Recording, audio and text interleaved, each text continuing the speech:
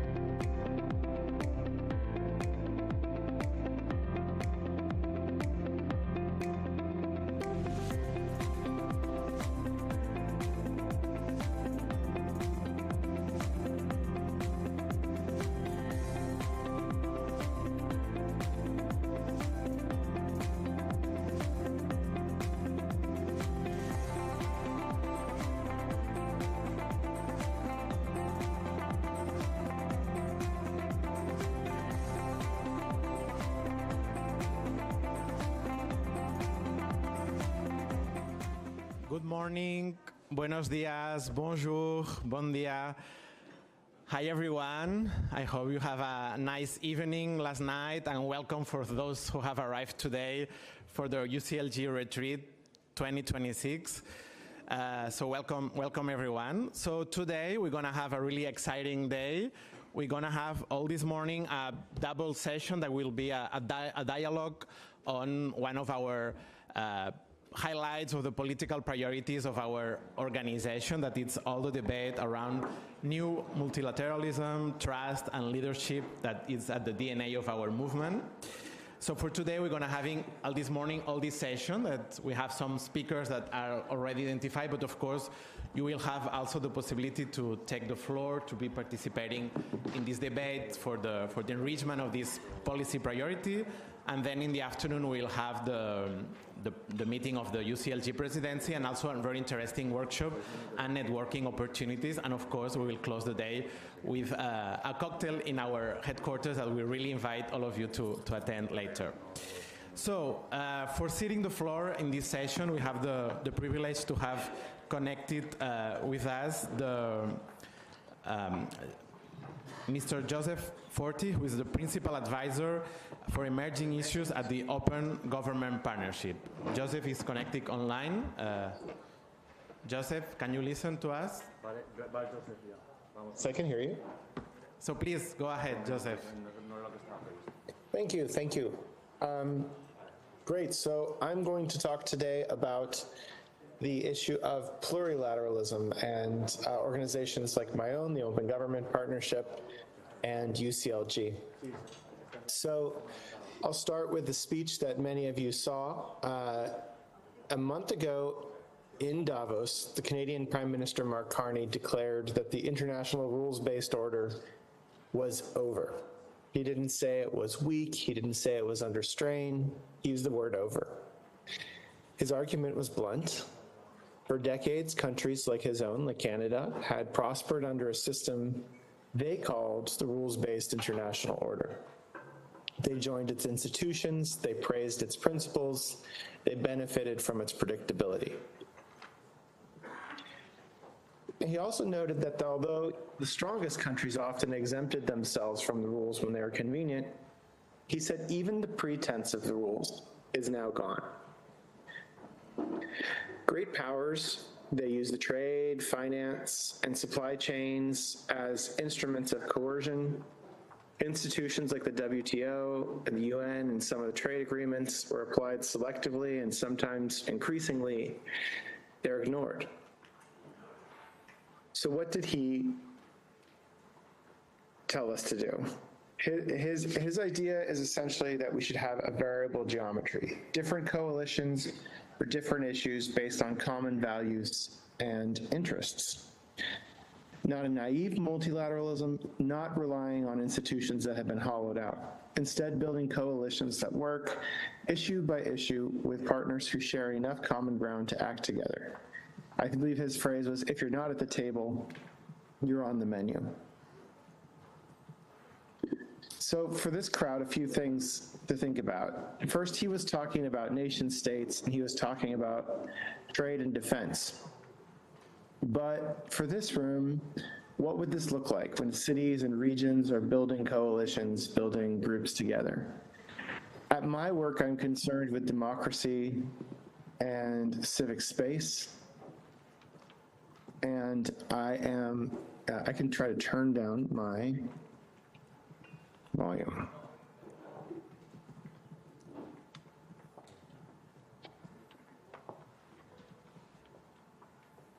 Is this working better? We're listening good. Yeah, it's fine from us. Okay, thanks. So in my work, I'm concerned with democracy and civic space in particular. So I'm going to focus on those, anti-corruption, some of these areas. But the lessons, I hope, can be applied beyond these topics to the broad set of topics that UCLG works on. So some of you already know what it's like in this democracy space to have national governments bully you, intimidate you, cut into your revenue streams, co-opt your institutions. And you also know that local governments are the source of so much innovation and so much resistance to this trend as well. From Leipzig, Durban, and Seoul in the 1980s to Minneapolis and Tbilisi today, we know that local social movements and local governments play a special role in protecting democracy and incubating progress. So local governments are also there at the international table already, too. You're building plurilateral coalitions, local governments, 150 local governments are part of the Open Government Partnership. And the question is whether, not so much whether the local governments are there, although that sometimes is the question, but the question is whether those coalitions are ambitious enough, accountable enough, focused on the right issues, and designed well enough to meet the moment, to reverse the authoritarian tide and to solve our most challenging problems like climate change or the infodemics that were such a part of COVID and other issues today. So there's this new term, plurilateralism. So let me define that for a second. When we talk about it in our space, we're talking about coalitions, but coalitions of the willing. But we also are talking about those coalitions that go beyond talk. And a plurilateral organization or configuration doesn't have universal membership. All 180-something countries, depending on how you count it, or 190 countries, are not members of plurilateral organization. These plurilateral organizations trade universal membership for flexibility and ambition. The best of these plurilateral initiatives, based on our experience at the Open Government Partnerships, have three features. First, they have concrete actions. They're not just declarations of principle. They don't just meet to issue communiques. There are specific actions that members agree to take with timelines. Now, members may come up with those timelines or those actions individually, or they may take those actions as a group. There may be a standard-setting organization where everyone does the same thing. This is different within the different plurilateral organizations. The second is that they have accountability mechanisms, and the more independent those accountability mechanisms are, the better. But they start with peer review or self-reporting, independent monitoring, public reporting from civil society or business, something that makes it possible to distinguish between the members who are delivering and those who are just showing up for the snacks. So then we have consequences for non-performance. Ideally, there's some kind of reputation or material or membership-based rules. It might be having to leave the organization if you don't do something, or it may be getting fame and glory and extra attention if you do perform on what you say that you're doing. So without these three elements, a plurilateral organization will just be a talk shop. And the world has plenty of those. The aim is to create platforms for action. So I'll give you an example of 3 areas where cities and local governments are acting, can act more, and I think there are people in this room who are going to know a lot more about these than I will, but I'll mention them. So 2 examples, one from climate and one from good governance and anti-corruption. I'll talk about climate first. Clearest example of plurilateralism that many of you will know about is C40, founded 20 years ago. A small group of mayors and city leaders feared that no one else would act on climate. It has 97 cities representing 700 million people today. So what makes it somewhat different is that every member city is measured against a common framework. They self-report according to that framework, and that is evaluated by an expert group. And getting it right matters. As you know, cities could close, as many of you know, cities can close up to 37% of the 1.5 C ambition gap by 2030, according to some estimates. And at COP30 in Belém last November, C40 and the Global Covenant of Mayors released data showing that cities are cutting emissions faster than national governments. So within that, there's a CHAMP coalition for high ambition multi-level partnerships. It has 78 national endorsers, and it moved from political alignment for a plan to accelerate the solution with Brazil and Germany as co-chairs. This is at the national level. And so there's operational with aim to have building sector policies cut urban emissions by a fifth. They also have a yearly offer of action, specific commitments mayors will deliver in 2026, aligned with national climate plans and reported on publicly. Another area that cities in particular have been pointed out is on the issue of critical minerals. These are the minerals that help build batteries and all the new technology that's emerging around energy, and the buying power and purchasing power of local and regional governments is not at all insignificant. And so there is significant discussions on how to support the responsible development and purchase of critical minerals for the energy sector. And this is an area where some of the larger municipalities may be creating a market that better reflects their citizens' and voters' values. So pivoting to my area of specialty on good governance and anti-corruption, I work for the Open Government Partnership. OGP is almost 15 years old. It's a plurilateral initiative of 75 countries and 150 local governments.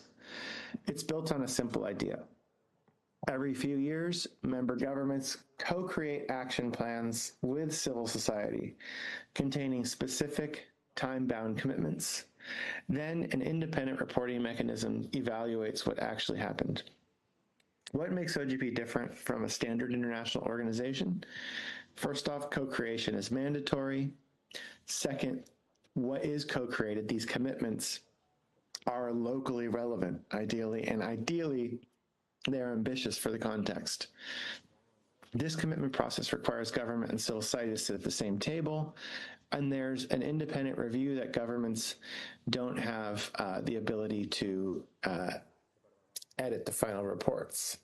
So OGP's local group cohort now has 150 subnational governments across all the regions, and these are cities, regional governments, provinces, tackling corruption and procurement, opening up participatory budgeting, making climate plans transparent and inclusive, strengthening access to information at the level that's closest to the public, to the citizen. At the same time, an area for work, which I'd pivot to, is that we're not seeing the level of anti-corruption and civil liberties commitments that we would like to see at the local level. And so that's the third thing I'd look at is anti-corruption. So corruption is inherently cross-jurisdictional. A crime is committed in one jurisdiction and the dirty money moves out of that jurisdiction and then into real estate markets, say in London, Vancouver, Dubai, or into gold markets in some of the jurisdictions around the Gulf. And a lot of that is procurement fraud and infrastructure projects, which are often supported by local governments, and they have a global supply chain. So here's where plurilateral action can have some clear advantages, because the same problem spans borders. And it's often at the local level where these things are decided. So ending anonymous ownership of companies, recovering stolen assets from corruption, coordinating sanctions, and strengthening the integrity of public procurement, especially for large expenditures like infrastructure and health. Organizations like the OECD Anti-Bribery Working Group, Financial Action Task Force, and EITI and the Extractive Industries Transparency Initiative have made significant progress. And they're all plurilateral organizations, but most of them currently operate at the national level. So there's a gap at the local level. Cities manage enormous procurement budgets, they issue construction permits, they regulate land use, they often decide in many countries who can form a company or who can form a nonprofit and how they do that. And if local governments keep growing their coalitions on anti-corruption with shared standards and mutual accountability, that would be a powerful complement and accelerant to what exists at the national level. So I've had the pleasure of working on what is called the Global Commission on Democracy and Multilateralism with UCLG Secretary General Amelia Saiz, and we've been asking this exact question: what would make plurilateral action actually work? And so here's what we've learned in OGP over the last decade and a half. It's about eligibility, it is about participation, it is about accountability.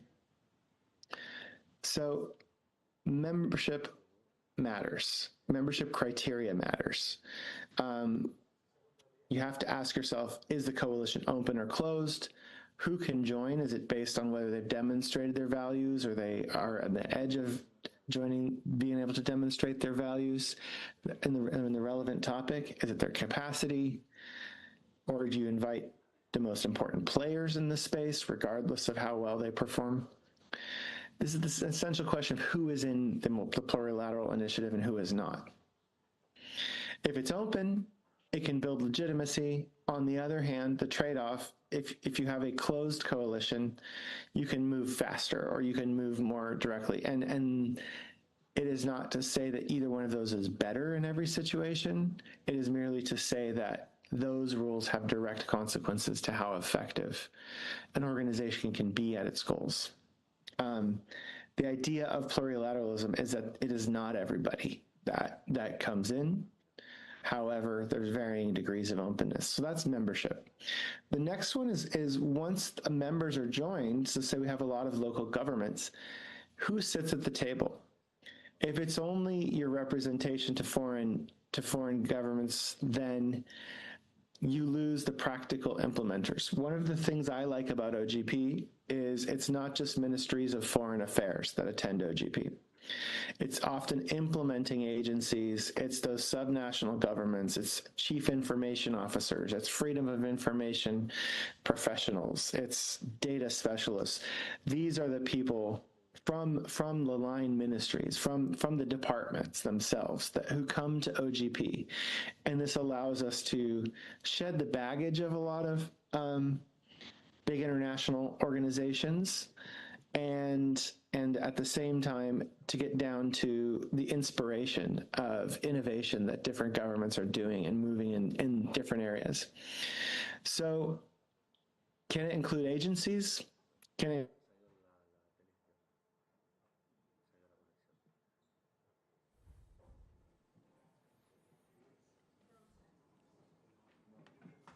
Okay, yeah, I think we had some issue with the connection with Joseph. Let's see if we can reconnect with him.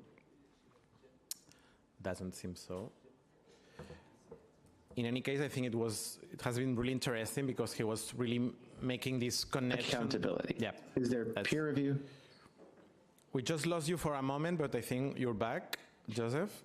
Please go ahead. Yeah. You're back. Yes. Go ahead. Okay, great. Thank you. I think I said the most effective plurilateral coalitions are multi-stakeholder. They're not purely intergovernmental. And the last one, and then the third one, of course, is there an accountability architecture for peer review, for self-reporting? Is there independent assessment? The OECD Anti-Bribery Working Group, like OGP, uses independent monitoring. Without it, members could claim progress, and early on in the organizations there was some of this, without delivering that. And that's a real problem with some of these initiatives. Finally, one question you would ask, of course, in any of your areas is what happens when a member backslides or slides back or goes backwards on their commitments? Is there reputational risks to them, suspension, expulsion?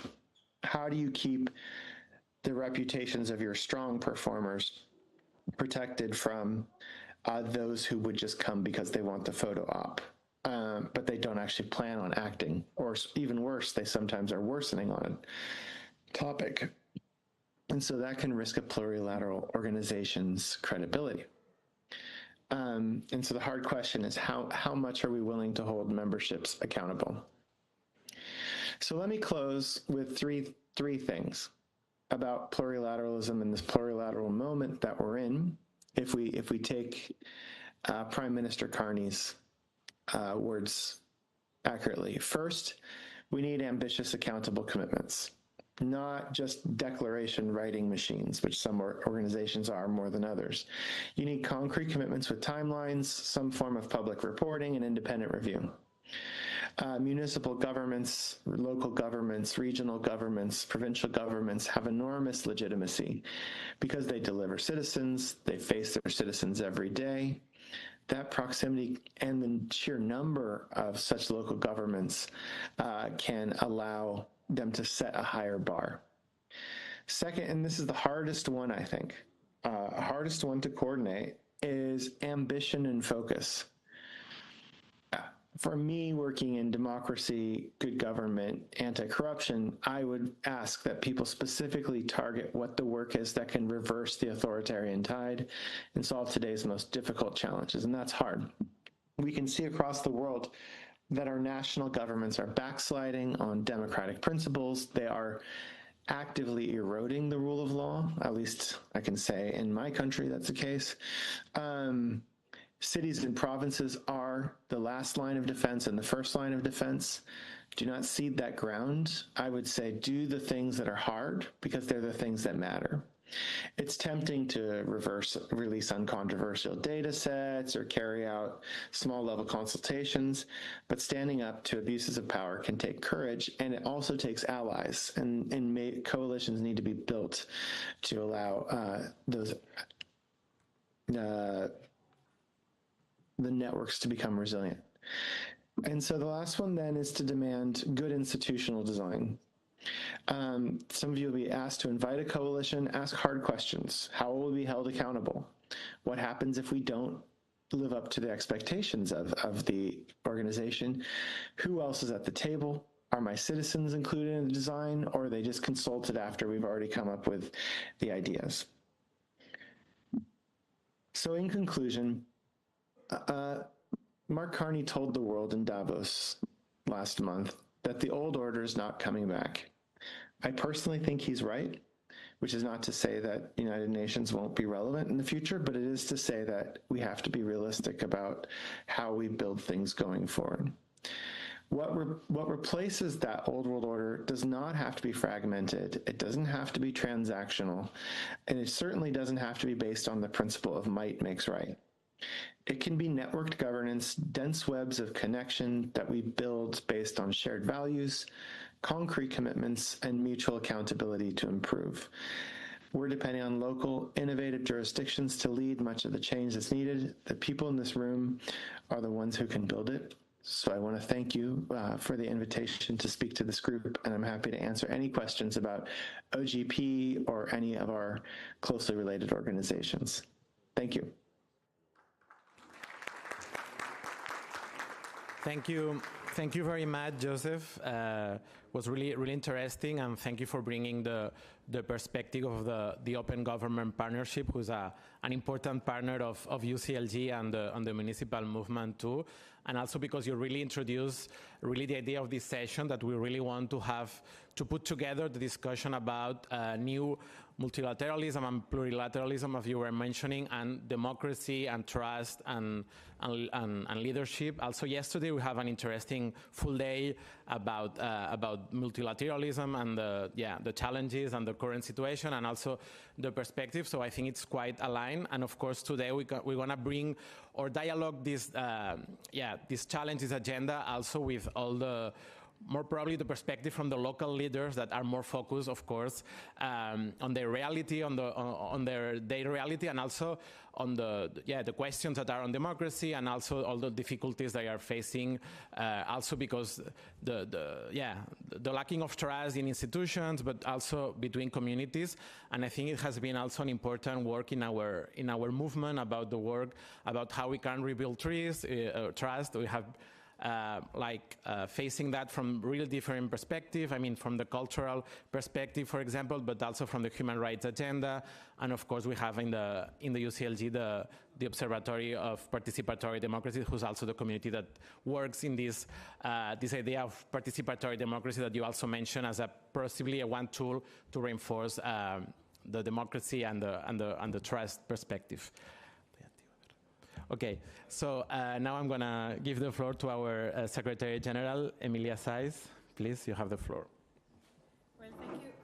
Thank you so much. Thank you, Joseph, for a very, very interesting. I knew it was going to be thought-provoking. It's important for our political leadership to listen to what the kind of discussions that are taking place internationally. Our political leadership is obviously very aware of how the world order is changing and how that is affecting their day-to-day life.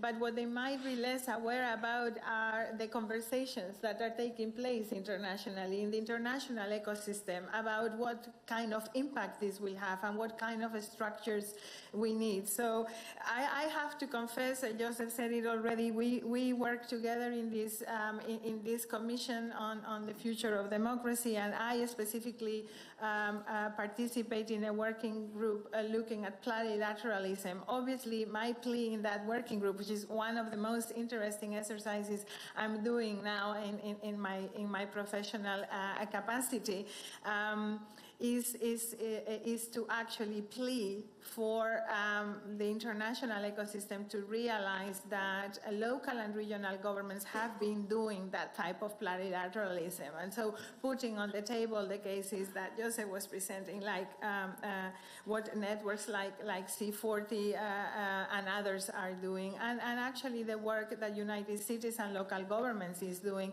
combining multilateralism and plurilateralism. And that is something that I want to talk to you about. When we look at the new multilateral system, and this is the session that we kick off our presidency day with, this is why we are in this setting, where you clearly see political leadership taking seats, taking the heat, and also giving the visions. We are kicking off this day talking about this new multilateral system. Like Joseph was saying, the world order is changing. We heard from Maria Fernanda clearly yesterday. A lot of what Joseph has said on these coalitions of the willings, etc., are things that have been coming up throughout the discussions on Monday and Tuesday. And what we thought we had to do is actually connect this, not disconnect, but connect this with the whole issue of renewal of leadership and trust. right? We had thought initially as two different sessions, so new multilateralism and then trust, and we suddenly came to realize that for the municipal and territorial movement is one and the same thing, actually. It is one and the same thing. And actually, I like something that Maria Fernanda said yesterday, which she was pointing out that the system was collapsing, not only because the system itself was not working, the processes, but actually because there had been a failure in delivery. So it's like the chicken and egg situation. What comes first? I think we need to take note of that, because what this municipal movement has been saying is we are failing. We are failing in equality. We are not able to deliver services.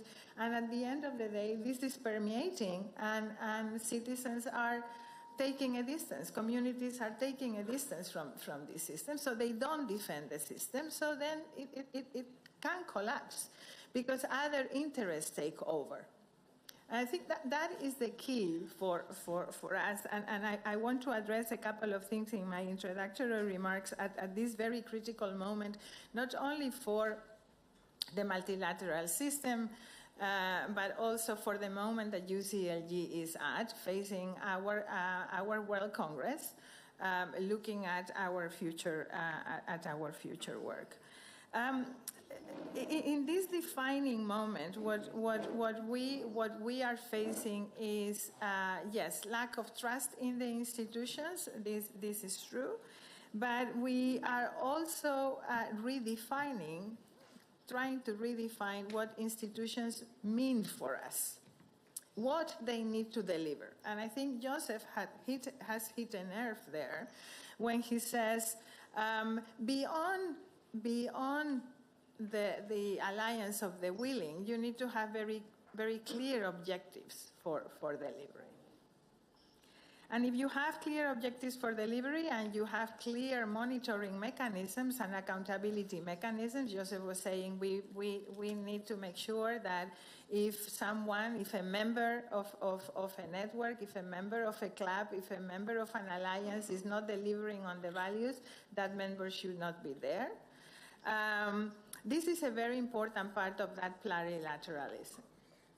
But there is also another reality, and that is a reality of constructing a shared vision, co-constructing, actually, values, co-constructing societies, bringing each other together, and putting collective priorities above individual priorities, because our future as humanity might actually depend on that. And I'm talking about the commons, for instance, and the roles that we all have protecting those commons, such as public health, such as water.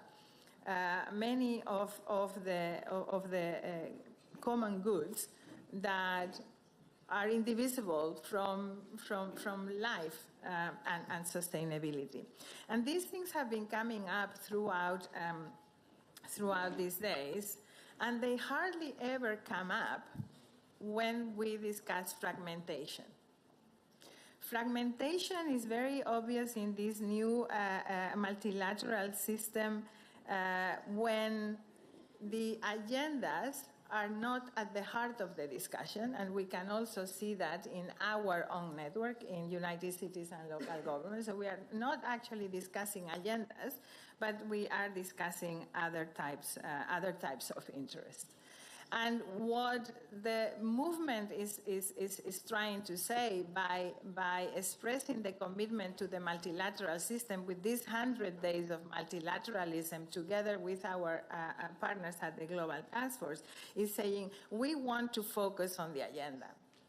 And what we bring to you is the value of focusing on the agenda together. So we can overcome fragmentation by focusing on the agenda and making sure, and here is where the combination, this hybrid reality of multilateralism and plurilateralism is also effective in our movement, We might not agree on everything on the agenda, and that doesn't mean that you can have other groups that come together and bring our agenda forward, and others might join when they are ready for that. Our municipal movement has been doing this for years. The committees of United Cities and local governments are exactly that very thing. We have the Social Inclusion Committee and Human Rights that has been bringing human rights forward in ways that not every member was capable to follow, but many of them have joined that.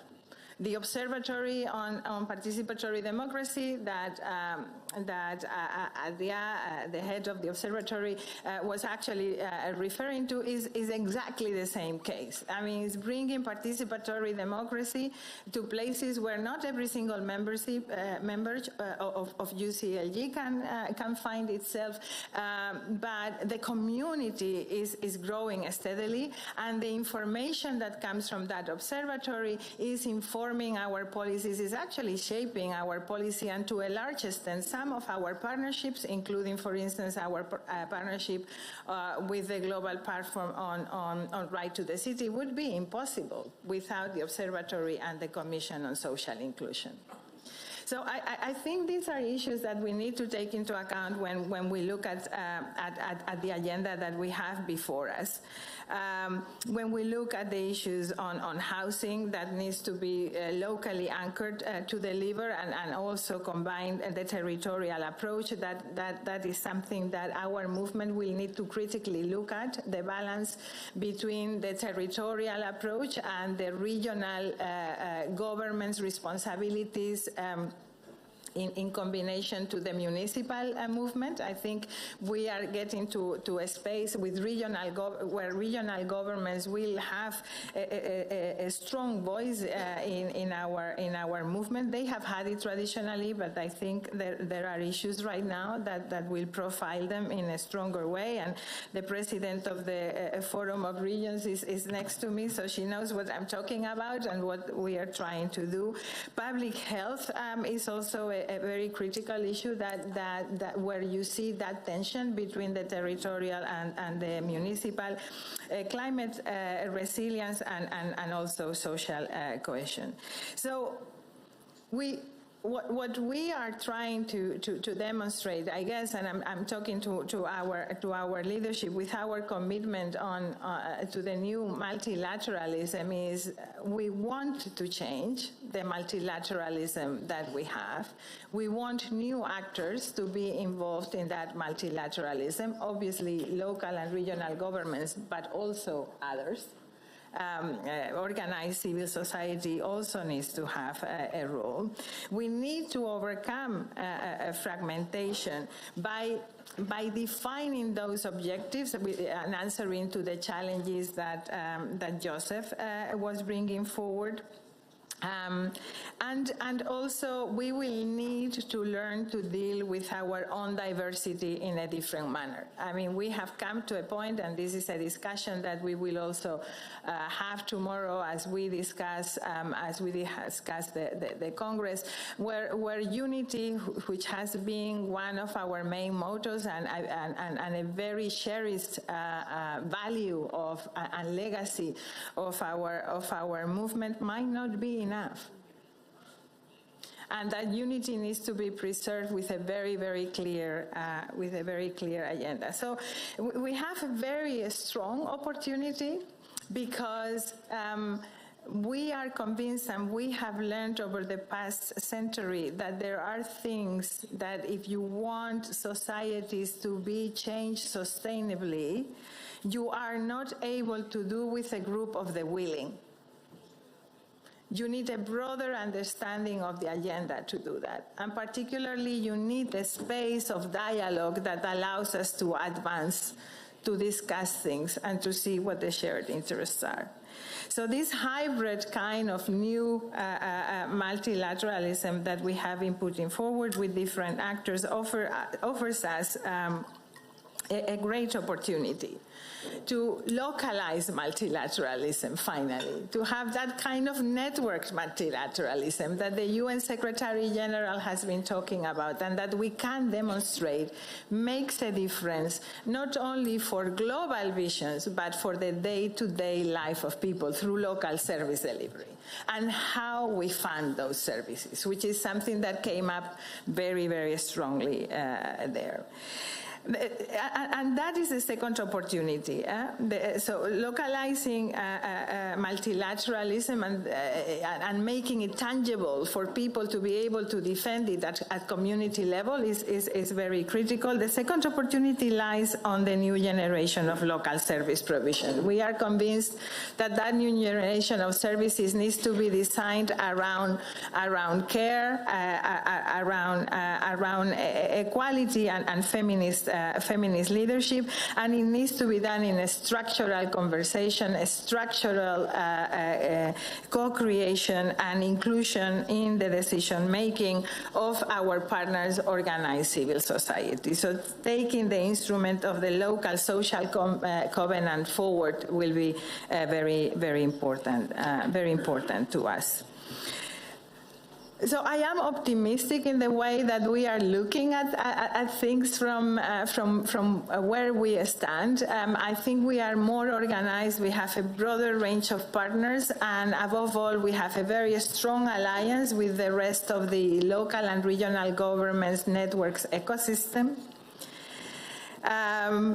That gives us the opportunity to actually foster a truly intergenerational renewal of UCLG. It's a good moment to renew our leadership. It's a good moment to confirm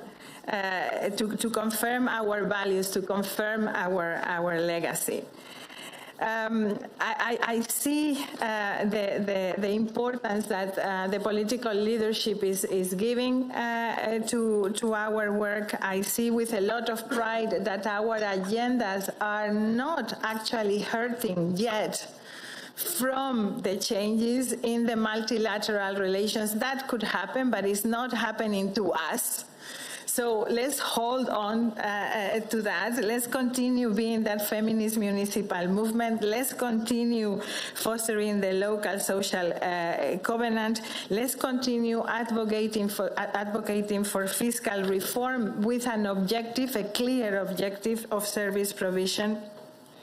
And let us make sure that maintaining unity does not mean changing values or leaving principles behind, but simply respecting diversity and learning from each other. From our perspective, I would say as a community, if I may voice the work that the community has been doing, we can really be the hope of multilateralism right now, but it will take the leadership of these people around the table and those that are going to be with us in Tangier. It will take your leadership to commit to that and not fail into the trap of those alliances of the willing only that are transactional in what we are trying to do. What we're trying to give shape to is a collective agenda that is not about earmarked funding or earmarked participation. It is a much more solid, much more sustainable vision, which I feel you all have given us the mandate to put forward, and despite the difficulties, we are able to give a face to. So local multilateralism can be an important answer, and my hope is that others will also understand that. So thank you to all the members of the presidency that are here, to the participants. Allow me now to open the floor And to give the floor to our co-president Barry Brabanovich for a little bit of an institutional perspective on how we are looking at this from UCLG. The mayor of Kitchener and our co-president has a long-standing experience in our movement. He has seen the evolution of our work, so I think he's very well suited to kick off this discussion with a leadership perspective that can maybe add to my technical approach as facilitator of the organization. Barry, you have the floor. Muchas gracias, Emilia, and good morning, everyone. And it really is a delight to be here with all of you.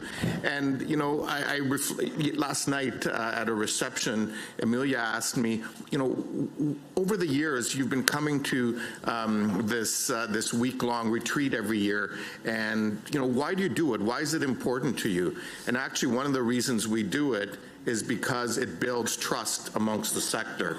It builds trust amongst each other as individuals. It builds trust amongst our organizations. It builds trust amongst our regions, and that is so critical and important in the work that we do.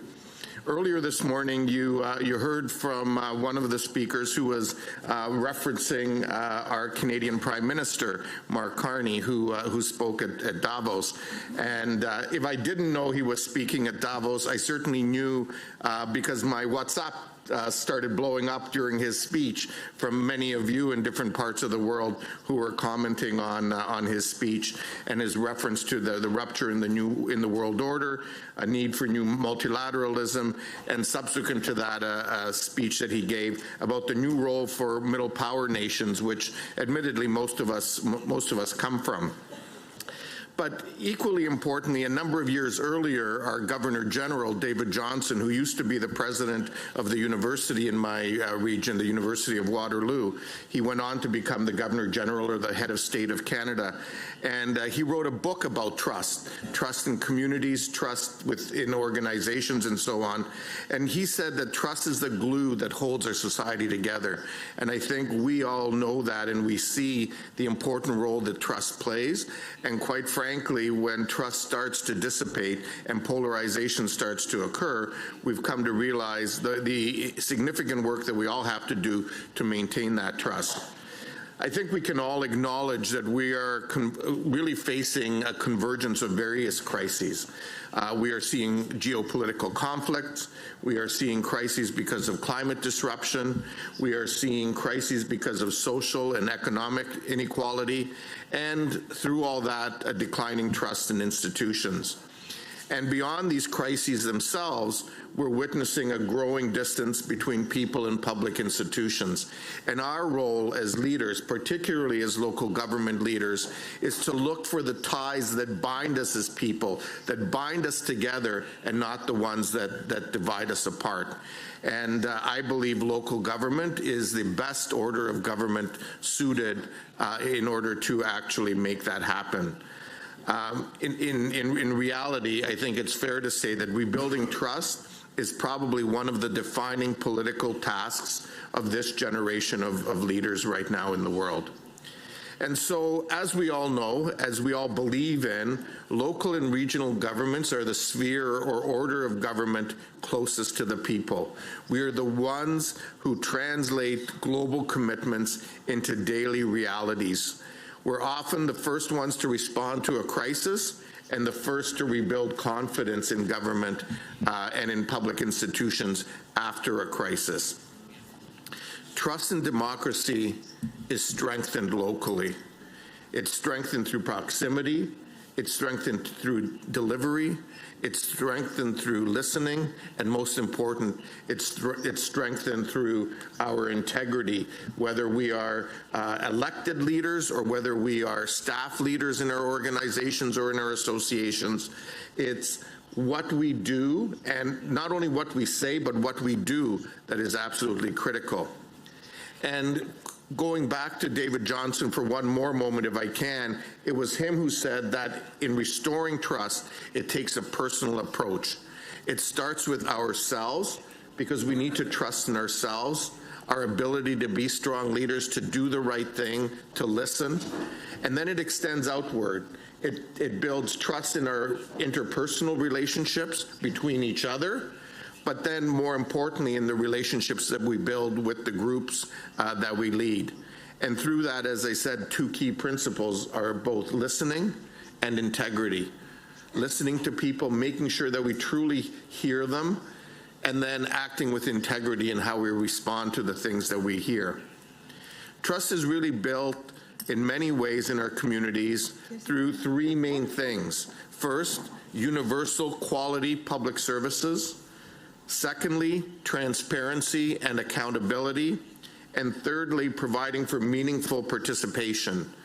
And all of that is actually built on having honest, meaningful conversations and providing honest, true information to people. As local governments, when we ensure access to key services like housing, like water, like mobility, like care to our older adults and our youngest children, these are the real essentials of what local government does, and they help reinforce social cohesion, and they help strengthen the legitimacy of our local democracy. Carrying through these basic service deliveries is a foundational aspect of regaining trust. Basic human rights, public services are the foundations of belonging and stability, and thus essential for building trust. Increasingly, as people move around from one part of the world to another, we have seen different leaders, different countries who have tried to cause that to be a source of division amongst people as opposed to a source of strength, a source where we actually take the best of what each of us has to offer and build a new community, a new sense of going forward. And us as local leaders who believe in the multilateralism movement, who believe in the vision that we've been talking about here at UCLG since its creation in 2004, this is the opportunity for us to really shine in these critical years ahead. We know that the architecture of global governance is evolving. Multilateral spaces are becoming more complex and multi-actor. We know some people are questioning their legitimacy, and yet we as local governments know more than ever that these multilateral spaces are critical for us as a society. In this environment, our leadership as local governments and regional governments has to be principled. It has to be built on the principles of cooperation and a long-term vision that is going to contribute to the coherence and stability in times of fragmentation in our communities and in our countries. Through the provision of local public services, we can demonstrate that we can bring new leadership to this, that we can translate political commitments into effective people-centered delivery. That's what people are looking for. They're not just asking us to talk the talk, they're asking us to walk the walk with them. And that's our role as leaders and the sphere of government that has the best ability to do that, because we touch their lives from the moment that they wake up in the morning to the moment that they go to bed at night, and they have the peace and security of knowing that we as local governments are also looking after their well-being in the overnight hours while they're sleeping as well. All of this truly is local multilateralism in practice. It's cooperation through action and collective commitment across different territories. You know, when we reflect back on where we've come as a movement since we amalgamated or merged our two organizations in 2004, our strength as a movement lies in our power of association, of speaking with a united voice. And yes, we have different organizations doing different things. And through mechanisms like the Global Task Force, we come together with one voice, speaking to the world's governments through organizations like the United Nations, and speaking truth to power, to national governments, to speaking truth about the work that we do and having clarity in our purpose. And this clarity calls us to remain anchored in our values, values of solidarity, values of inclusion, values of universality, and the principles of subsidiarity. Adaptation to the current challenges is necessary, but cannot come at the expense of our shared vision. We can't lose who we are or what we believe in at any point in this journey. But we need to adapt to the changing world around us. These great global challenges that all of us are facing in our cities and communities around the world can't be addressed without empowered local cities and communities. We need a renewed social contract grounded in trust and sustained by responsible leadership. We need to also take this message to the masses. One of the things that I said in conversation with some colleagues yesterday is we have done a really good job of making sure that we are united in our messaging, that we come together in the work that we do, but we need to get to the point of actually delivering that message to the masses, to the people that we represent and that we work together with. And the way to do that is to figure out, through communications, through marketing in this very increasingly convoluted world around communication, how do we do that? And that means, taking new approaches as we go forward.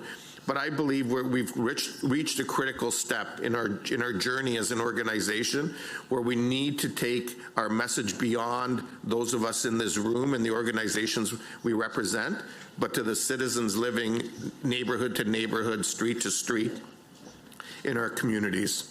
So as we look ahead, this really is, I believe, a critical moment for UCLG and for the local government movement in general to reaffirm our political relevance. Local and regional governments have to remain central actors in shaping global governance going forward. We cannot be at the sidelines. We have to be at the front lines of this work.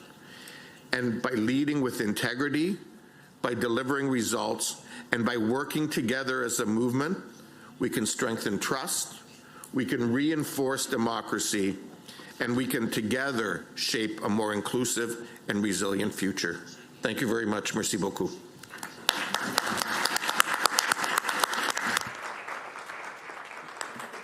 Thank you very much, Co-President Brabanovich, also for summarizing some of the key outputs that we have been gathering in the discussions of the policy councils. I think it's a great combination of your own vision and experience in the movement, but also some of the commitments that we have been making as movement, and a perfect framing for the discussion now. I would really like this conversation to be as interactive as possible, also with the rest of the room. So obviously, I'm going to be giving the floor to the political representatives that are around me, but I would be very happy to take your comments or questions or remarks as we go along. So just show me your hand, and I would be happy to take any comments. I want to go to a woman, and then I will go to you. We are going to do our best to keep that balance going. But I see you, Special Envoy Sefiani.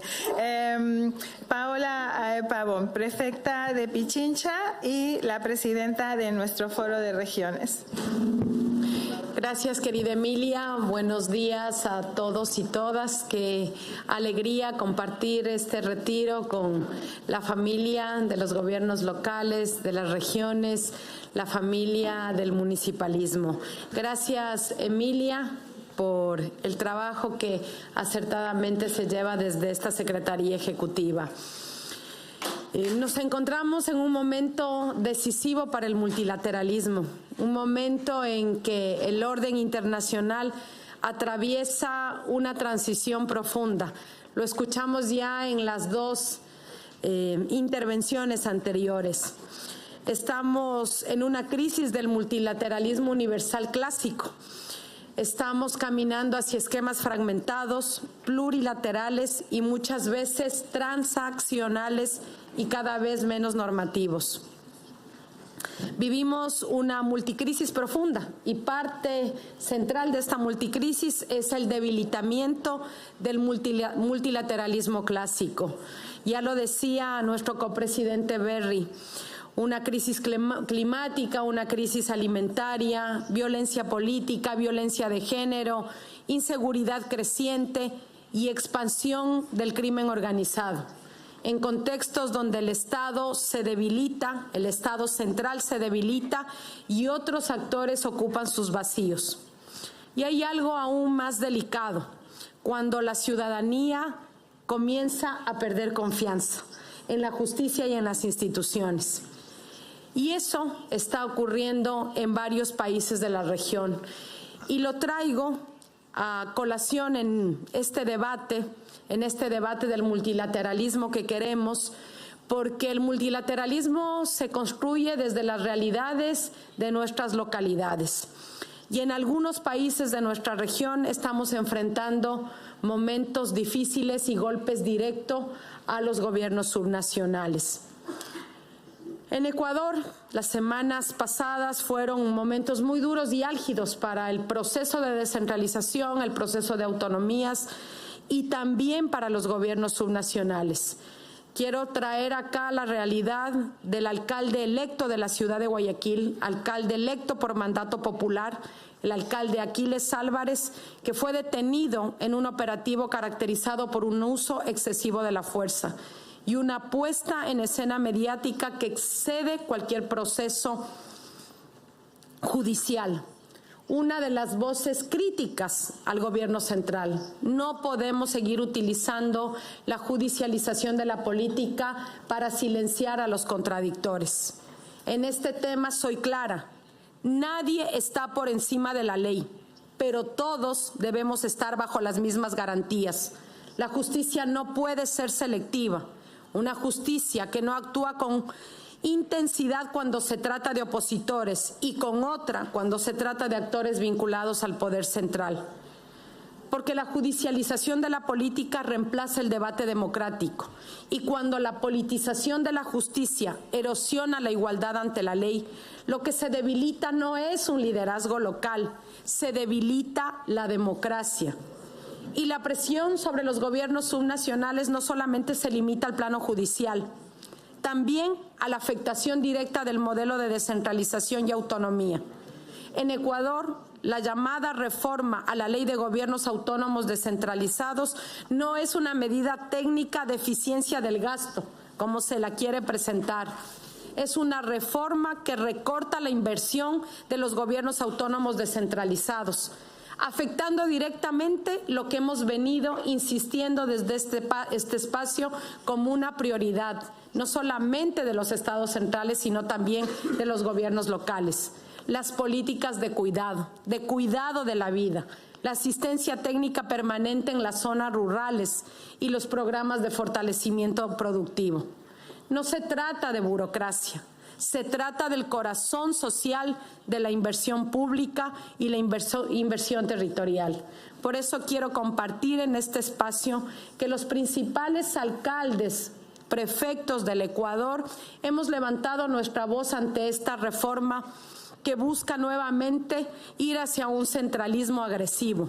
El presidente de Flagma, desde Mercociudades, hemos insistido en la afectación de esta norma no solamente al modelo de descentralización, sino al cuidado de la vida de nuestra gente. Reducir esta capacidad no mejora la eficiencia fiscal, golpea directamente a las familias más empobrecidas. Y algo más, afecta la autonomía constitucional de los gobiernos autónomos descentralizados. La autonomía territorial no es un privilegio, es un principio constitucional y democrático. Cuando se condicionan los recursos como mecanismo de disciplinamiento político, lo que se erosiona es el pacto democrático. Por eso traemos estas preocupaciones aquí a esta plataforma global del municipalismo. porque el nuevo multilateralismo debe proteger a los gobiernos locales, generar esas relaciones de confianza y empatía que decía nuestro copresidente. Debe convertirse en una red de resguardo democrático, porque mientras algunos estados centrales repliegan, son los territorios los que sostienen la vida de nuestra gente con la previsión de servicios esenciales a través del municipalismo. No se trata de sustituir a los estados, se trata de fortalecer el sistema desde donde aún se resiste, que es lo local. Porque mientras el debate global se polariza, en los territorios seguimos construyendo consensos. Mientras algunos reniegan de la cooperación, nosotros ampliamos redes. Mientras se fragmenta la gobernanza local, nosotros sostenemos la cohesión social. Desde América Latina, desde nuestras regiones, reafirmamos que el multilateralismo no es una opción diplomática, es una condición para la justicia territorial y la paz social. Rumbo a Tánger, este foro debe afirmar con claridad: la autonomía territorial es democracia, la justicia social es democracia, la justicia imparcial es democracia y el financiamiento directo y no condicionado es democracia. Y si el multilateralismo, estimados colegas, quiere sobrevivir en tiempos de fragmentación, debe tener la valentía de defender a quienes sostenemos la vida desde los territorios. Gracias, perdón el apasionamiento, pero han sido semanas muy duras y tensas en nuestro país. Gracias.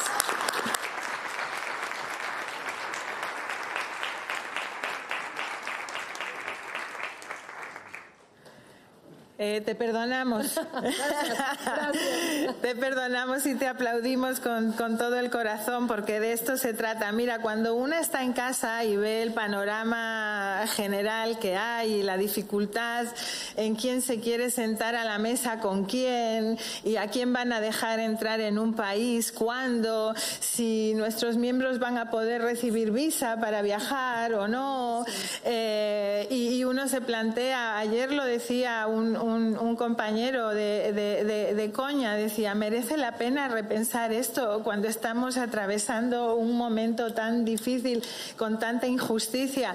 Pues ¿sabes qué? Que sí que merece la pena, y merece la pena porque, bueno, porque tenemos un liderazgo como este que acabas de dar voz, al que acabas de dar voz, y que nos ayuda,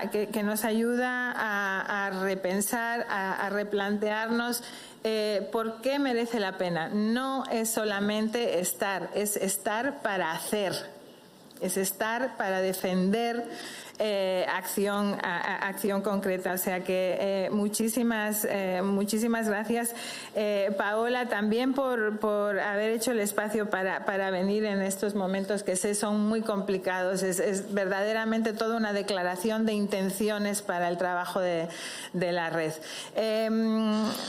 Special Envoy, alcalde Sefiani, ahora sí, muchísimas gracias por también estar con nosotros.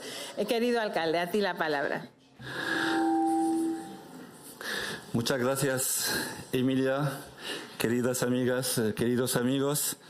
Muchas gracias por organizar muy bien, otra vez este evento anual, el Retreat, que está en nuestra ADN de las ciudades del mundo entero. Muchas gracias a ti, al Secretario Mundial y a la Presidencia. Unas fuertes palabras de Paula que salen del corazón, Beri también.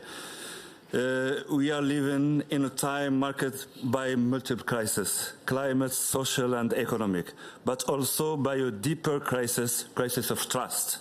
Trust between citizens and institutions, trust between territories and states, and even trust in international multilateralism itself.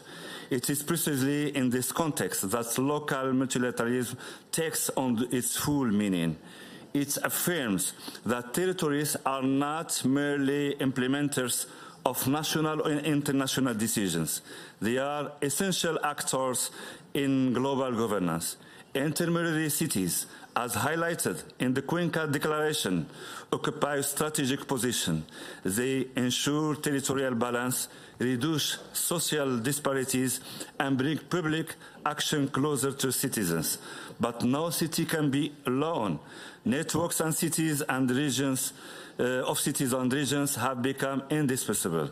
They enable the exchange of experience, practical cooperation, and the construction of collective voice in international forums.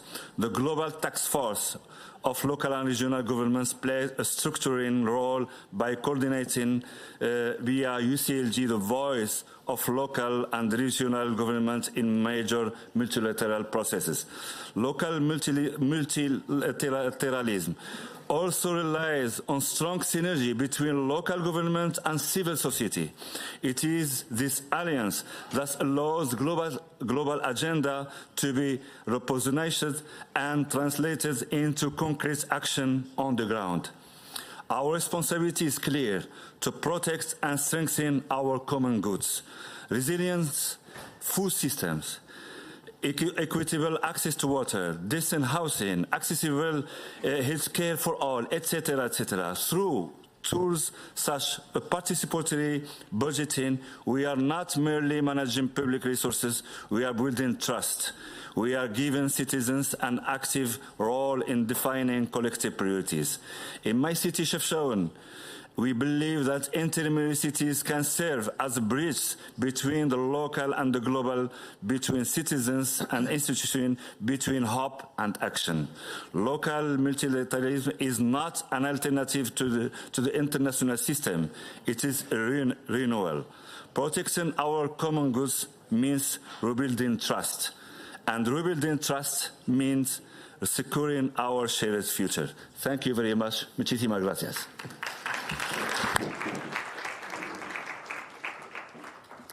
Thank you very much, Mayor. Your legacy in the movement is one that we are truly building on through the local social contract, issues around food security that Chefchaouen has been championing, but also that anchor of intermediary cities, which answers also to the challenge that we need to look at this territorial approach.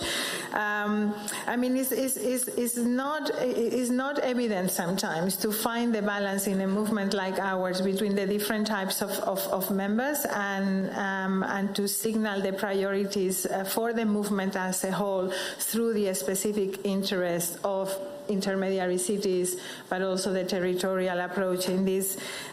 So I think in the coming time, in the renewal of the agenda of the Forum of Regions, but also of the Forum of Intermediary Cities, some of these issues, not only thematic or sectoral, but more from the perspective of multi-level governance, will need to find a stronger place in our agenda. So thank you very much for bringing that perspective, which will certainly inform the Congress in Tangier. And allow me now to go to Carola Gunnarsson, also our special envoy on issues around democracy and protecting elected officials. Carola, also as Vice President of CMR, you have the floor. Thank you very much, and good morning to all of you. Well, dear colleagues, as had been said earlier today, during this discussion, we meet at a time when global world order is changing rapidly. Geopolitical tensions are rising, multilateral structures are being questioned, authoritarian forces are advising their positions, and we find ourselves in a period where our fundamental values are not only being debated, they are being challenged. In our immediate neighborhood, we see war. In several countries, we see the principles of the rule of law being weakened. In global conversation, democracy as a model is being questioned. And I think that this is why our international cooperation must be clearly value-based. And now when we are preparing the Congress in Tangier, we need to look through the political documents, and I would like to highlight 6 important values for the world and for our cooperation. First of all, democracy and the rule of law. We must stand up for democracy and the rule of law as the foundation of all international cooperation. Number 2, human rights. Respect for human rights is non-negotiable and must permeate all international partnerships. Number 3, peaceful conflict resolution and multilateral cooperation. In a turbulent world, we all need to be strong voices for multilateral cooperation and peaceful solutions. Number 4, solidarity and social cohesion. International cooperation is not only about security, but also about social justice and shared responsibility. Number 5, sustainable development and climate responsibility. We can position ourselves as a leader in climate action and the green transition. And finally, number 6, gender equality and human dignity. Equal rights for women and men, protection against discrimination, respect for individual freedom.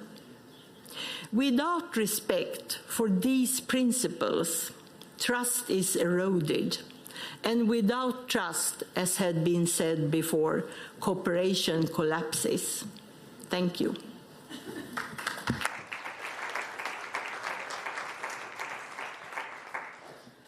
Thank you very much, Carola. I was looking through my notes because you were referring to the importance of the preparations and the working documents that we are developing as we reach Tangier. Tangier is not just a summit for us. It's actually a policy-making process and is connected by policy discussions now, in particular as well with organized civil society. And I was going through those documents. We call them the letters, right? The exchange between the organized civil society and our political leadership, and I think I found most of the principles that you are summarizing there.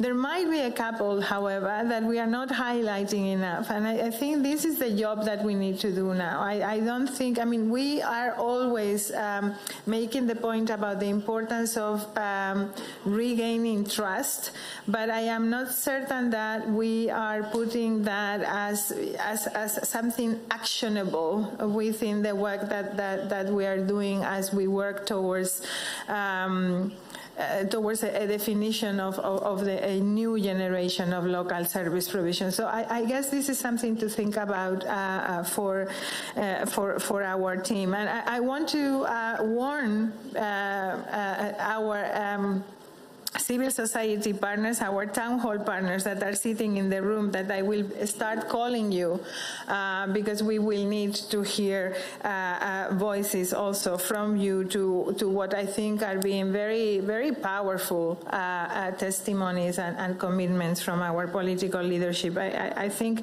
we need to exchange notes on where we are with some of these clear commitments that our political leadership is expressing, and what would be the next steps for us as an alliance, right? As a partnership. So looking forward to hear from that. Allow me to now give the floor, and I am still looking if there are any hands that in the room.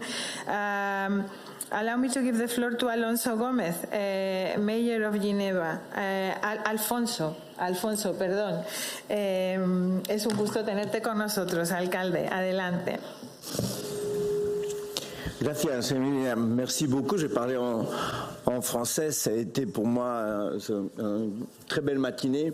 Et évidemment, j'ai à l'esprit les mots en vous entendant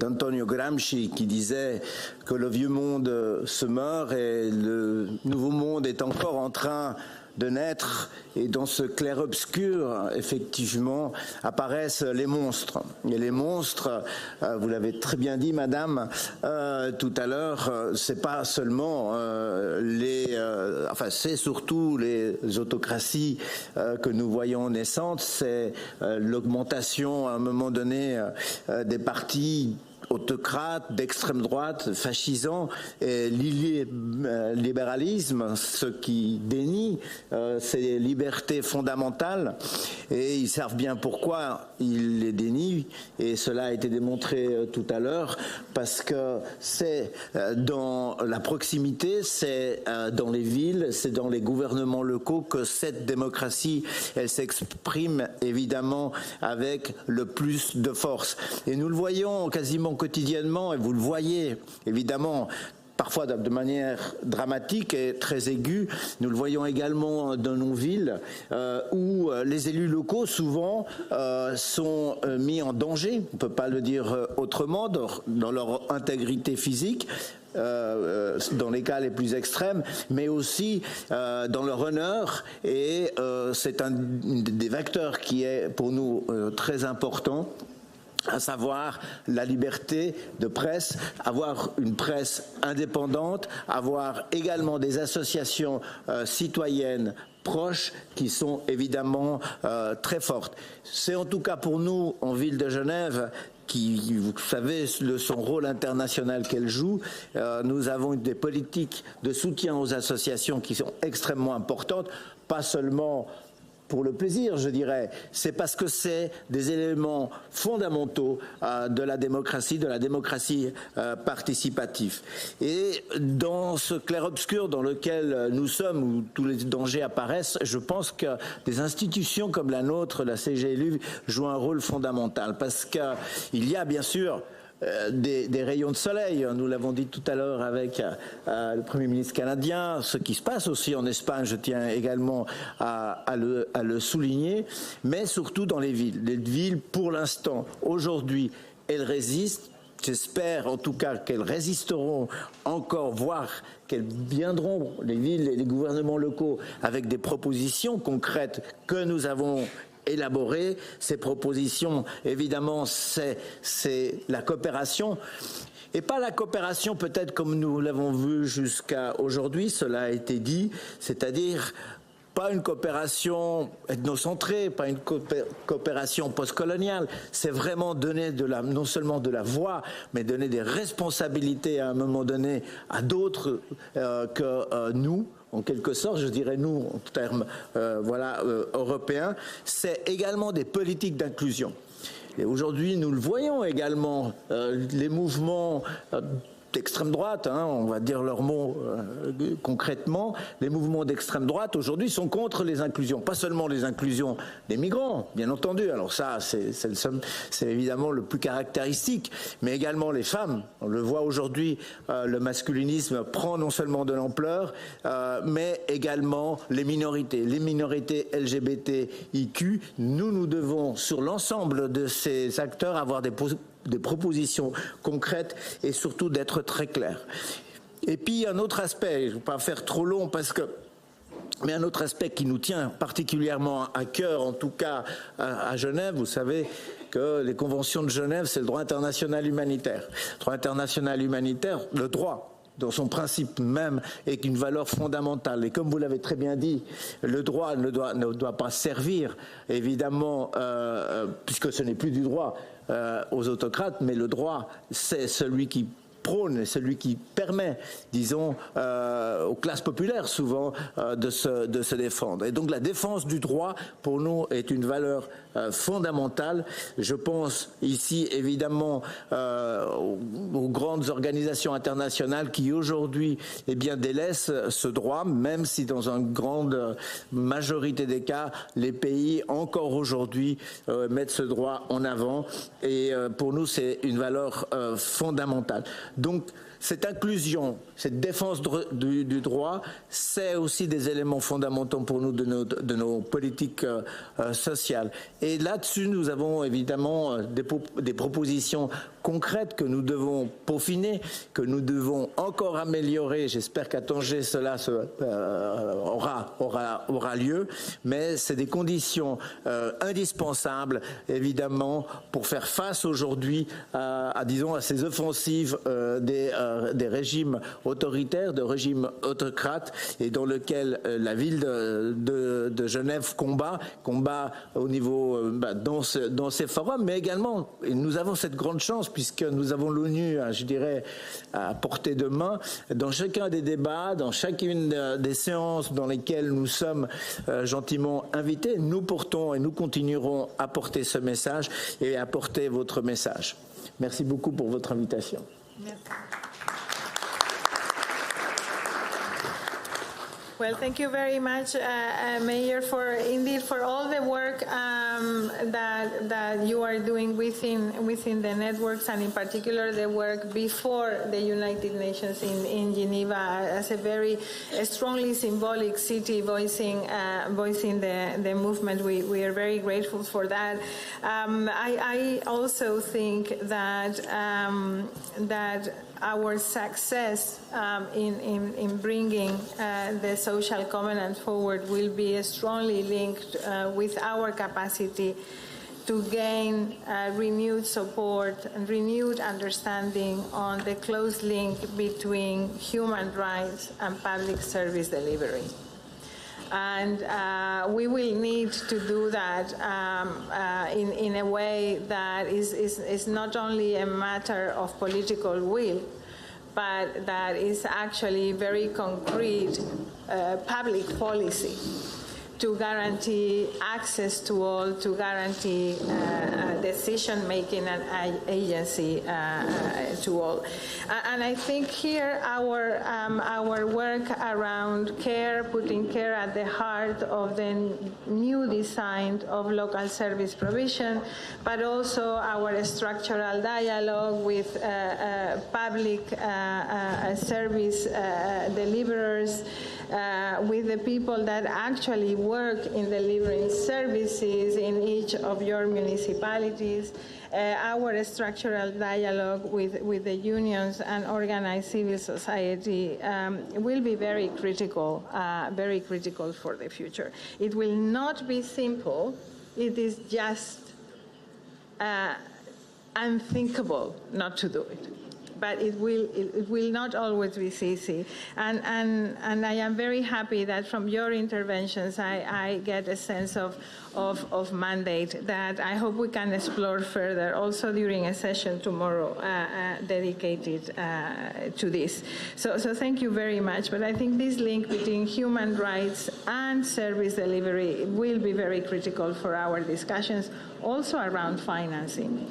So allow me now to go to Africa, to the president of UCLG Africa, our co-president and president of the Nouakchott region, Fatimetou Abdel Malik, and then I am warning Lorena Zarate that I will go to you as one of our town hall members. So Lorena, please be ready.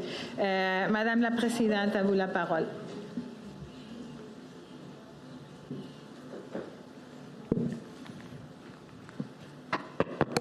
Merci beaucoup, Soumla. Merci beaucoup, Emilia. D'abord, félicitations pour l'organisation chaque année de cette retraite. Nous sommes maintenant habitués à une organisation parfaite. Merci, Emilia. Alors, très brièvement, moi je rappelle que notre monde connaît beaucoup de crises, de plusieurs formes, en fait. Et toutes ces crises, de mon point de vue, ne peuvent être appréhendées que quand les pouvoirs locaux ont suffisamment de moyens, suffisamment de compétences pour maîtriser cela.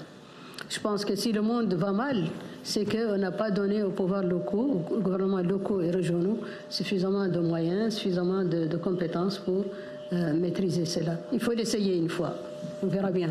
Alors, je sais que le leadership, la confiance, ça ne s'apprend pas à l'université. On ne peut pas apprendre ça à l'université. Il faut qu'on soit né avec un minimum et puis le développer par après. Et l'engagement que nous avons, nous, en tant que locaux, à travers la vocation qu'on en fait pour servir les citoyens, fait de nous déjà créer un intérêt autour de nous pour les populations. Et ceci va m'amener à cibler particulièrement les femmes, qui sont un segment de population extrêmement important en termes de dividendes démographiques, mais aussi en termes de capacité d'écoute, en termes d'intervention dans les solutions. Vous savez, je qualifie souvent les femmes de postes électriques, où chacun tire son câble. Donc c'est un peu un réseautage en soi. Et la femme peut être, par exemple, je m'explique un peu, elle peut avoir des enfants européens, elle peut avoir des enfants africains, elle sert encore de réseautage pour ces sociétés-là. Et ça, c'est extrêmement important. Donc elle a un don, quelque part, en termes de résolution dans les conflits. Malheureusement, elles sont souvent absentes dans les dispositifs des mécanismes de résolution des conflits. Alors, ce qui va m'amener encore à dire qu'elle a cette capacité d'écoute, elle a cette, je dirais, souplesse envers les populations qui fait d'elle un meilleur choix pour des solutions, notamment offrir des services au niveau local.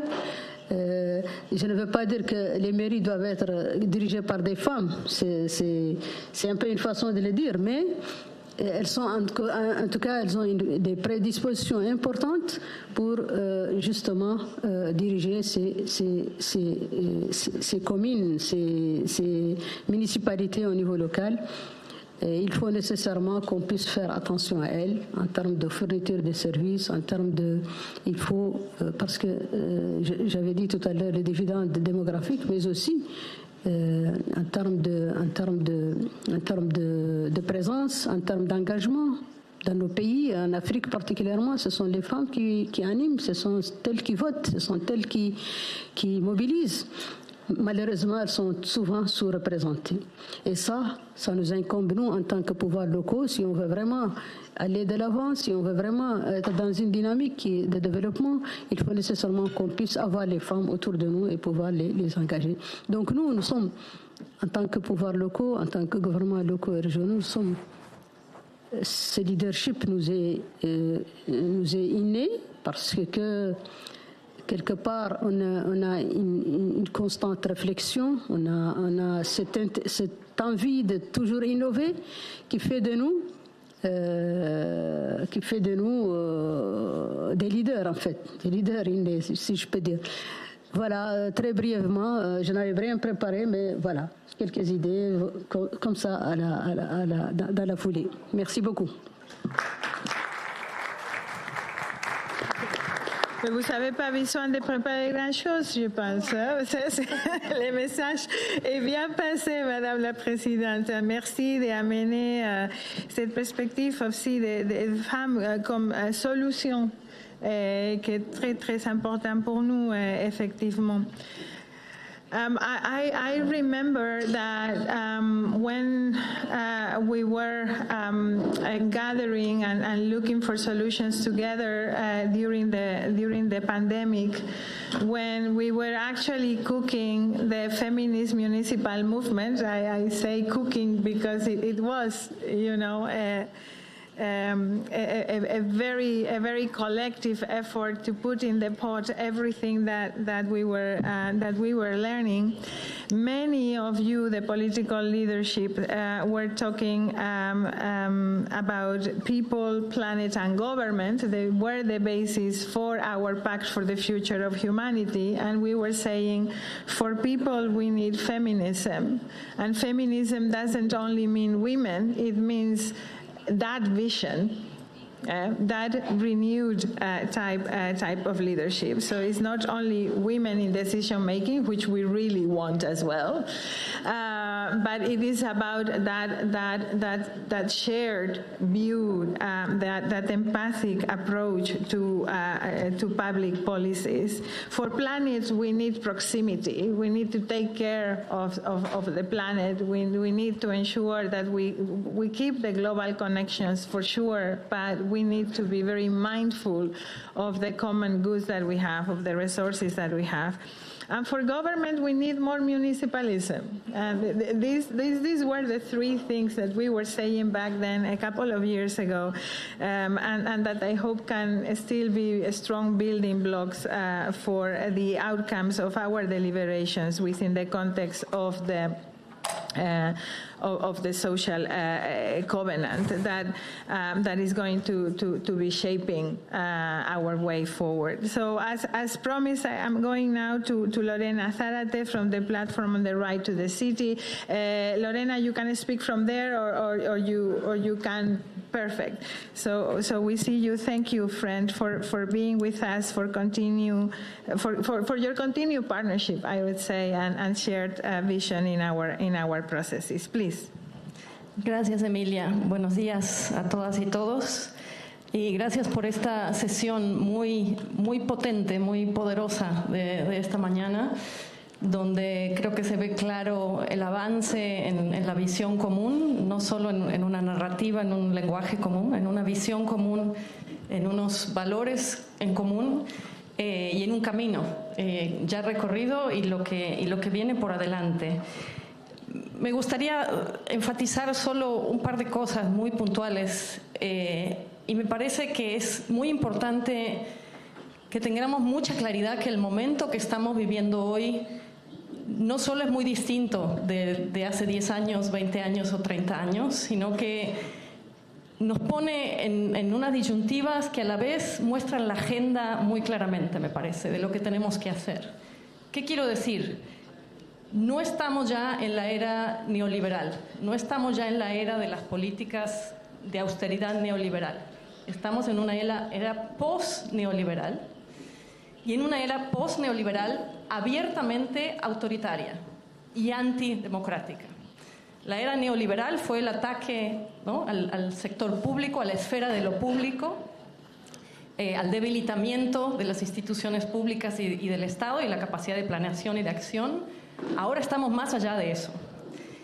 ¿Y por qué creo que esto es importante? Porque esto me parece que no podemos ser ingenuas simplemente en decir estamos perdiendo la confianza, ¿no? O sea, la gente pierde confianza en las instituciones, el sector privado pierde confianza en el público, la gente en el público, etcétera, etcétera. No es una cuestión de que esté sucediendo solamente. Hay un ataque abierto a la confianza. La confianza está bajo ataque y me parece que es importante verlo así porque no es solamente una cuestión de desgaste, ¿no? Es una cuestión de que se está atacando abiertamente, se está debilitando intencionadamente, ¿no? Grandes poderes corporativos, grandes poderes que manejan los algoritmos y esos algoritmos están para crear desinformación, están para crear polarización y están para alentar odio. Y me parece que es muy importante que lo veamos claramente, porque eso nos muestra cuál es la agenda que tenemos que tener. Y ya se comentó aquí, por supuesto, pero enfaticemos en eso. Está bajo ataque, obviamente, estamos bajo ataque las mujeres, las diversidades, los movimientos feministas. Están bajo ataque las comunidades indígenas, están bajo ataque los colectivos organizados, todo lo que sea cooperativo y social, todo lo que sea comunitario, todo lo que sea organizado como los sindicatos, todo eso está bajo ataque, ¿sí? No es solamente que se está debilitando.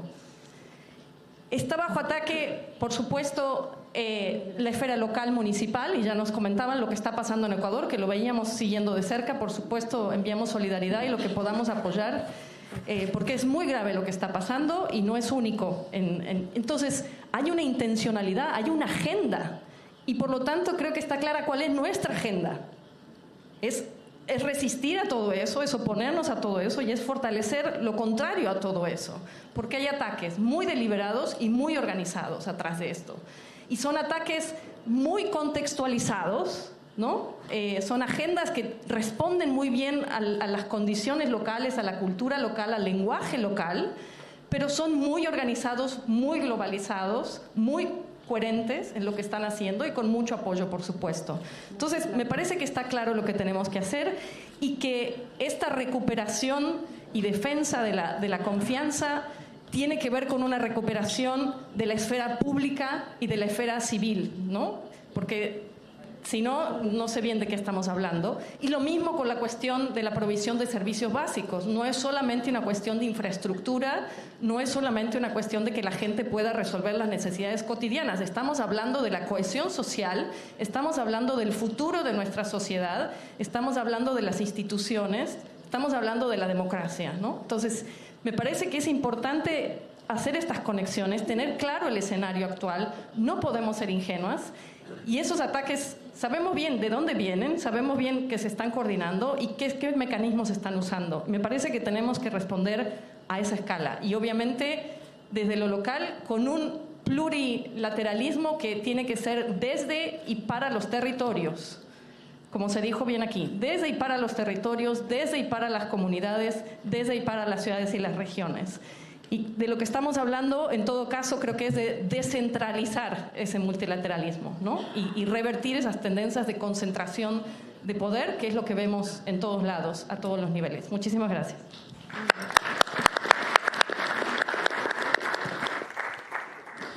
Muchísimas gracias, Lorena. Yo creo que es crítico el concepto de lo público, que eso es a lo que nos referimos nosotros también cuando hablamos del municipalismo en el gobierno, pero que quizás tenemos que afinar un poquillo en nuestra, no solo en la narrativa, ¿no?, sino en las soluciones que abordamos, los compromisos que estamos fijando, porque efectivamente, cuando nosotros hablamos de una nueva generación de servicios públicos, no se trata de algo más automatizado o solamente de que las personas tengan acceso, sino sí hay que tener acceso a ciertos servicios públicos que aseguren la calidad de vida, pero hay que hacerlo pensando en las generaciones que vienen, pensando en los bienes comunes, protegiendo la democracia, cómo llegamos a ciertas decisiones. Entonces yo creo que traer esto público al debate es extremadamente importante y también ese giro sobre, hablamos muchas veces de que la información está siendo atacada, pero no hablamos de que la confianza está siendo atacada. Decimos que la mala información lleva a falta de confianza, pero es que a lo mejor el objetivo no es la información, sino la confianza, ¿no? Yo creo que esto es una forma interesante de ver este contexto y me alegra que se sumen a la mesa la vicealcaldesa de Barcelona, María Eugenia Gay, y también nuestro querido copresidente, el alcalde de La Haya, Jan van Zanen. Welcome, everyone. We have started connecting the dots between renewing multilateralism and trust and renewed leadership as our way forward. So we really welcome you here. I'm going to go to Anders Henriksson, President of the Swedish Association of Local and Regional Governments. Salar, we are so happy to have you with us, President, and also thank you for the commitment of your association, not only through the political leadership that is also around the table, but in particular with the equality agenda and for having hosted us in Stockholm not long ago around equality. So the floor is yours, President. A pleasure to have you with us. Your first retreat. I hope it's not the last one. No, it's the first. Thank you, Emilia. Really nice activities. And thank you for giving me the opportunity to say something about trust. It's very, very important.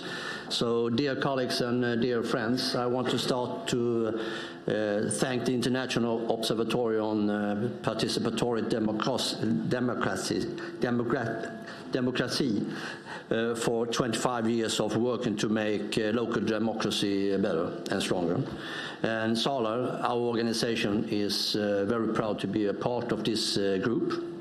And OIDP has encouraged many municipalities in Sweden to involve people more, improve leadership, and make local trust an important part of how we lead in Sweden.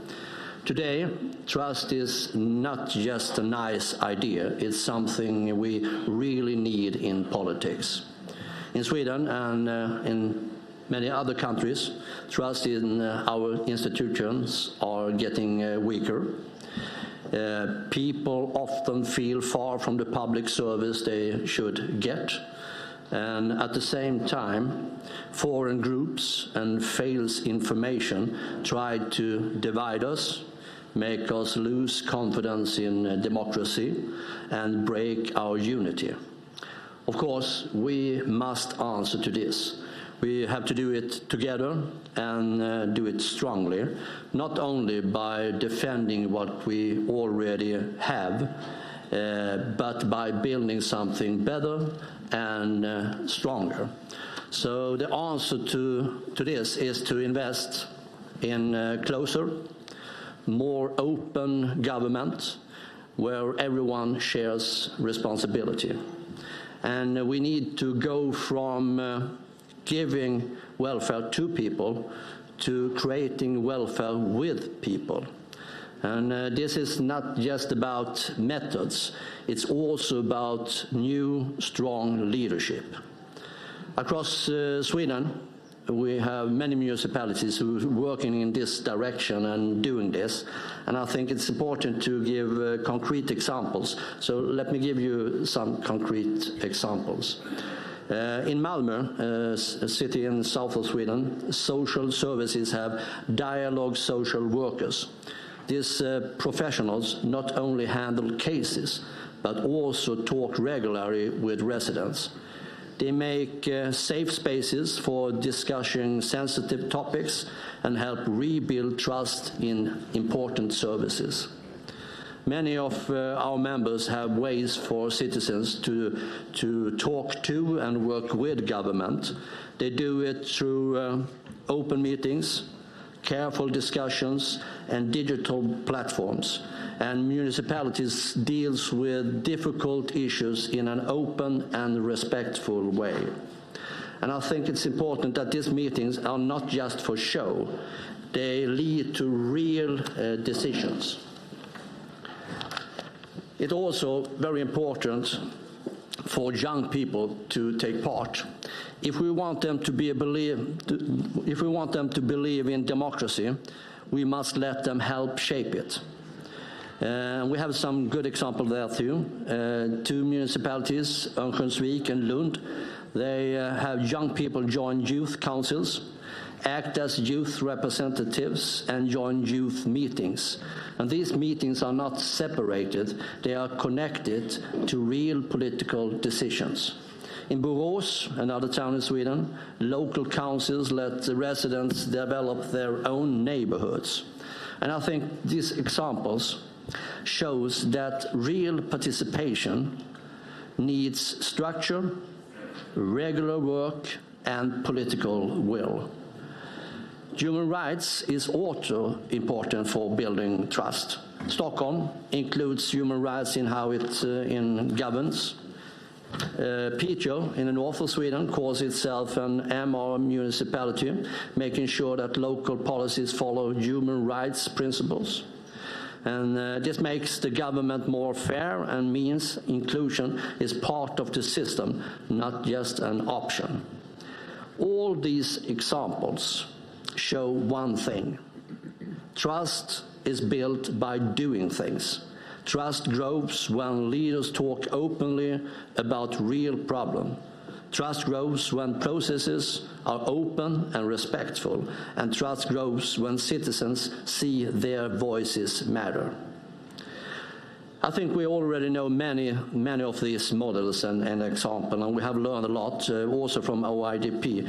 But what many talks about now here in this room, and what we really need, is political courage. Leading in an inclusive way does not mean avoiding responsibility. We are chosen to make decisions, but when democracy is at risk, leadership has to be open, honest, and focused on good life for everyone. Trust is also related to bigger things. It links to municipal feminism, because equality makes government stronger. It links to human rights, as we heard here before, because fair government creates justice. It links to peace, because unity in local communities help keep society peaceful. And it links to the new essentials in government: caring, being close, and sharing responsibility. As Carola Gunnarsson said before, as we now get ready for the next UCLG Congress, we have a very good chance to make this message very, very clear. Trust is not just a soft value. It is the foundation of democracy, it is the political capital, and it is the heart of our movement. Local governments are closer to the people's life. If we rebuild trust locally, we can make democracy stronger globally. So friends, let's move forward with courage, lead in an inclusive way, act honestly, and put people at the center of what we do every day. So thank you.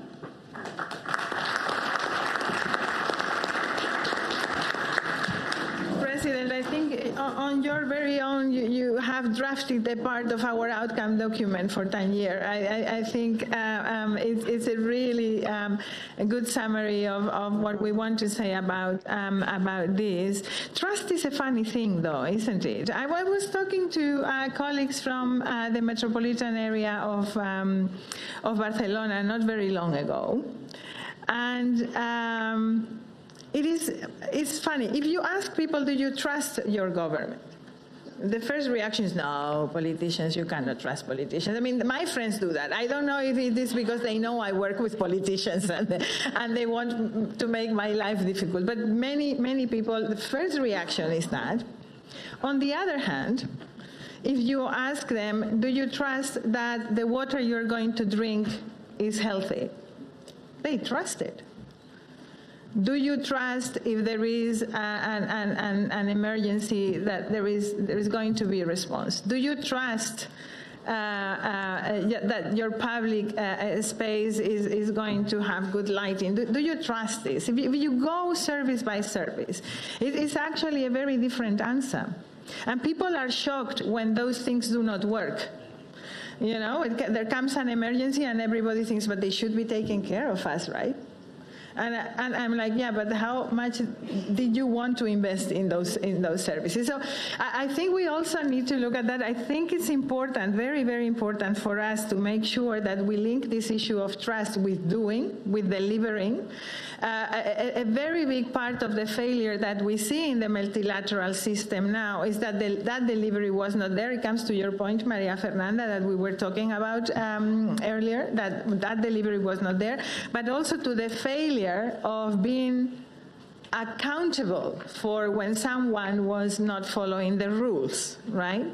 And that is also part of the discussion for us at local level. So it does take political courage, and I really do hope we will find that courage here in United Cities and local governments to move our agenda forward. But thank you very much for those inputs. And allow me now to go to the representative of Mexico City. Rocio, you had asked for the floor. Welcome. And after... Yes, Rocío is over there. And after Rocío, I will go to Rodrigo Neves, the mayor of Niterói. So you are ready, sir. Please. Gracias, Emilia. Buenos días a todas y a todos. Comparto con ustedes un saludo cálido de nuestra jefa de gobierno de la Ciudad de México, Clara Brugada. Y bueno, en estos días de reflexiones, opiniones que estamos intercambiando acá, pues me pregunto si tal vez tendríamos que estar hablando también para ser inclusivos, como es uno de nuestros principios, más que de multilateralismo local, de un multilateralismo global. Sí, un global multilateralism, ¿no? Reivindicando justamente esta acción y visión que tenemos desde lo local para transformar lo global. También recuperando pues la esencia de la Carta Universal de los Derechos Humanos, que inicia diciendo: nosotros los pueblos decidimos.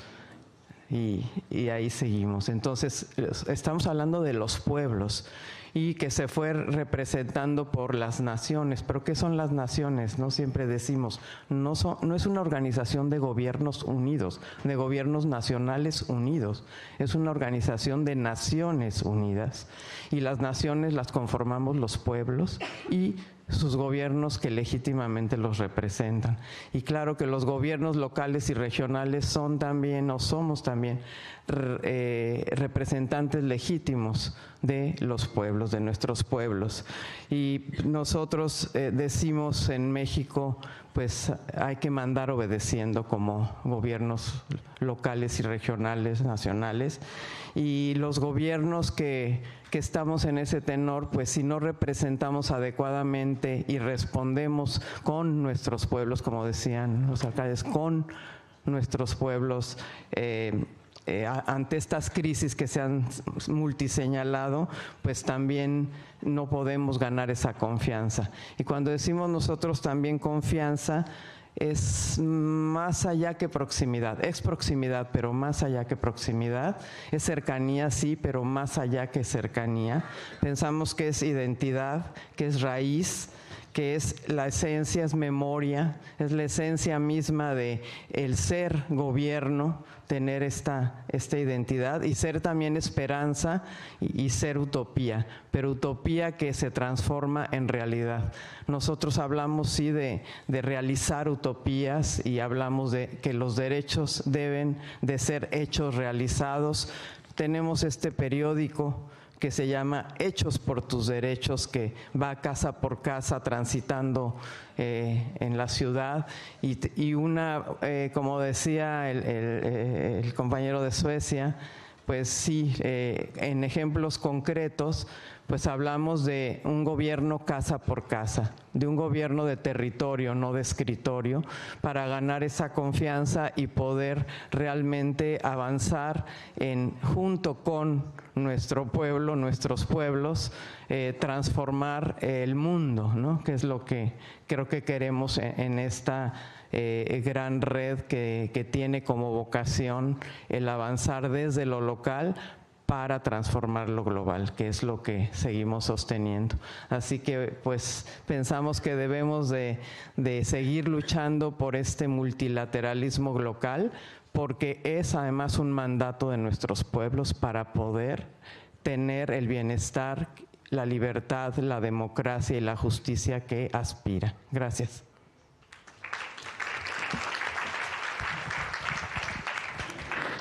Pues muchísimas gracias, Rocío, por esta clara visión y claro compromiso con el trabajo de la red, con el multilateralismo y por esos maravillosos conceptos que nos dejas. Esperamos esta tarde poder oír a Clara durante la reunión de presidencia, a la jefa de gobierno, que nos ha invitado a Ciudad de México para nuestro buró ejecutivo. Pero yo me quedo con eso de mandar obedeciendo, es realmente un concepto muy, muy interesante y nos inspira mucho. Rodrigo, ¿me perdona si le puedo dar la palabra a María Eugenia Gay, la vicealcaldesa de Barcelona, porque tiene un compromiso de agenda que la complica? ¿Sí? ¿Me perdonas? Muchas gracias. Vicealcaldesa, yo sé que es peor cuando está uno en casa. Cuando está uno en casa tiene más cosas, pero nos encanta que puedas estar con nosotros. Adelante. Sí, muchísimas gracias, Emilia, y la verdad que es un placer poder acompañaros, como siempre, y sí que es cierto que nuestras agendas pues se han de ir equilibrando, pero en todo caso, pues para mí es un honor poder participar hoy, ¿no? Y sobre todo en un tema tan trascendental como es precisamente el multilateralismo, la esperanza, la credibilidad que los organismos municipales estamos dando a la ciudadanía, ¿no? Yo creo que sobre todo pues en estos escenarios en los cuales nos encontramos hoy, habéis hablado de temas muy importantes, pero yo creo que es muy importante focalizarnos en algo esencial, ¿no? Que es que cuando la ciudadanía percibe, ¿no?, que estamos los gobiernos municipales aplicando políticas públicas con equidad, con igualdad, bajo los principios y los valores de la solidaridad, pues los derechos se ven protegidos de manera efectiva. Y la ciudadanía percibe precisamente que nosotros aplicamos unos procedimientos que aseguran un trato digno, que garantizan su dignidad y que les damos una seguridad. Ante este escenario, la democracia respira, la democracia se hace fuerte, la democracia tiene su sustento y encuentra su razón de ser, porque este ciudadano percibe que sus gobernantes estamos a la altura de las circunstancias y les garantizamos ese estado del bienestar por el cual todos nosotros apostamos. No garantizamos los servicios básicos de educación, de salud, de cultura, de servicios sociales. Les llega a los ciudadanos y ellos se sienten que viven en democracia. Pero cuando esta percepción se quiebra, cuando esta percepción se debilita, la sociedad pierde cohesión. El debate público se empobrece. Carecemos de elementos para poder mantener los valores que nos erigieron como ciudades democráticas. Y aquí es cuando empieza la tentación por la imposición. Aquí es cuando generamos estos espacios para que los discursos del odio, fáciles, que se imponen, ganen terreno, ¿no? Y por lo tanto es cuando estos discursos que hemos estado tristemente oyendo en los últimos tiempos pues van ganando su posicionamiento. Y por eso nosotros hemos de hacernos fuertes en este escenario. Y sin duda que estamos en estos momentos viviendo y afrontando como humanidad una serie de retos trascendentales a los cuales yo muy brevemente pero me quiero referir, ¿no? Por un momento estamos afrontando una crisis emergente a nivel climático extraordinario, pero también estamos ante una revolución tecnológica y digital en la que sin duda está ampliando capacidades, está generando una serie de beneficios de los cuales todos somos testigos, pero también está multiplicando las asimetrías de poder y está generando unos desequilibrios a los cuales se tiene que hacer frente. Se ha de asegurar la transparencia en los procedimientos de decisiones, pero también se ha de proteger lo que es la privacidad de las personas.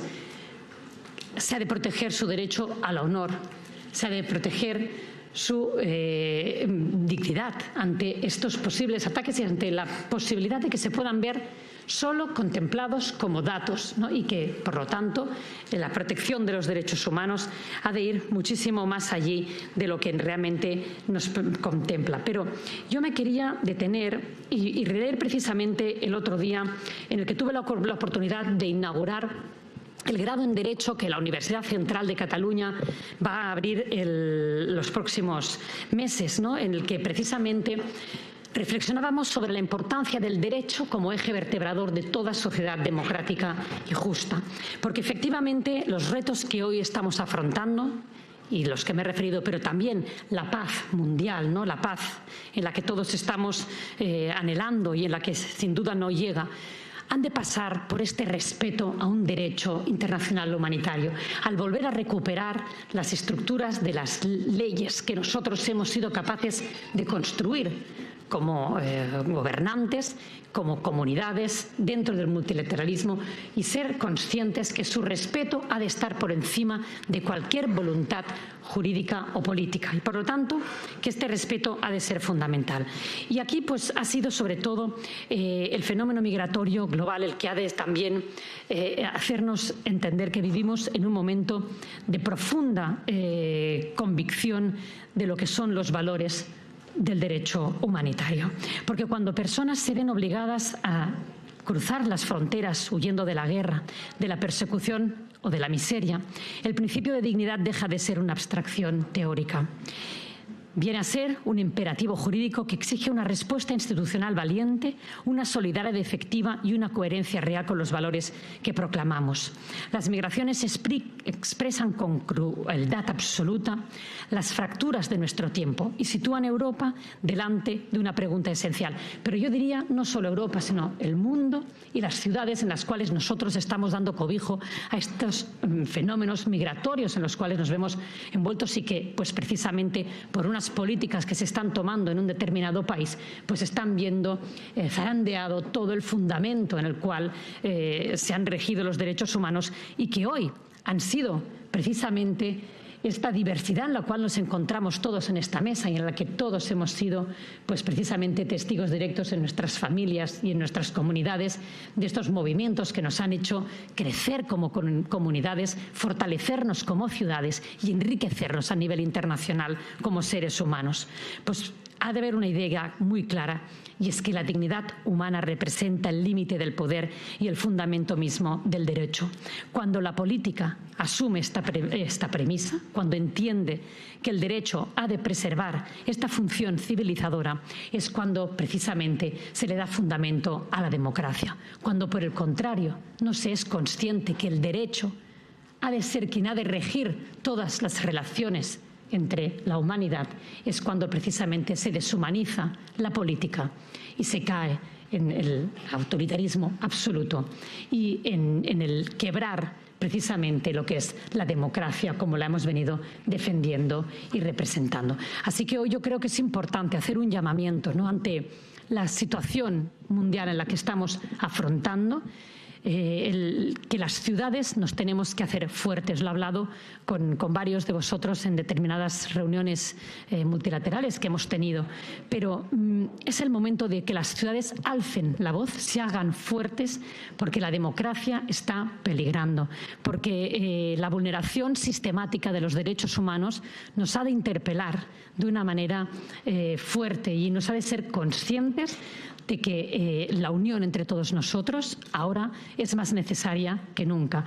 Afrontar aquellos fundamentos que creíamos superados, que creíamos que habíamos realmente tenido la capacidad de controlarlos, se nos están desmoronando. Así que hoy yo creo en la esperanza, creo en la fuerza que vamos a tener las ciudades para poder devolver las democracias allí donde se han ido quebrando y donde debemos tener, ¿no?, un papel fundamental. Gracias, Emilia.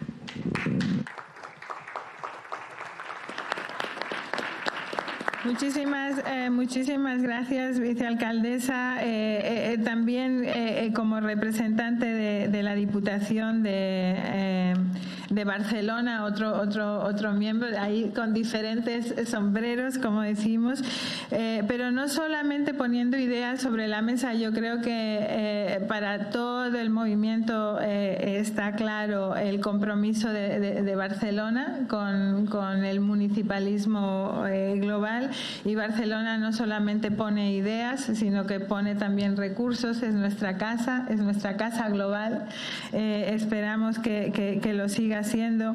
Y querría destacar la iniciativa que se ha reunido aquí en el margen de nuestro retiro, el Distrito 11 de Barcelona, Palestina como nuevo barrio de Barcelona, la acción de la cooperación internacional para apoyar a unos importantes miembros de nuestro movimiento, las ciudades ciudades palestinas, con esta idea de dignidad, ¿no? De dignidad como objetivo, pero también como cierto límite y parámetros, ¿no? Para ejercer el poder. Muy bonito poderte tener con nosotros y sentirnos seguros porque Barcelona sigue apostando también por el movimiento municipalista global. Muchísimas gracias.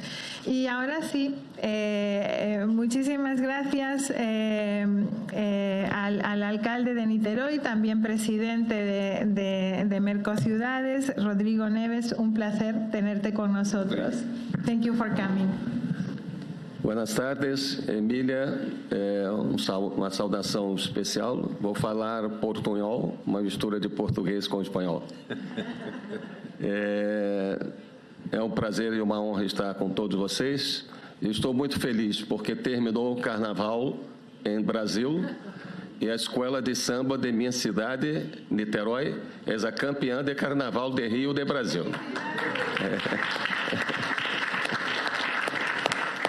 A escola Unidos de Viradouro. Paula esteve lá.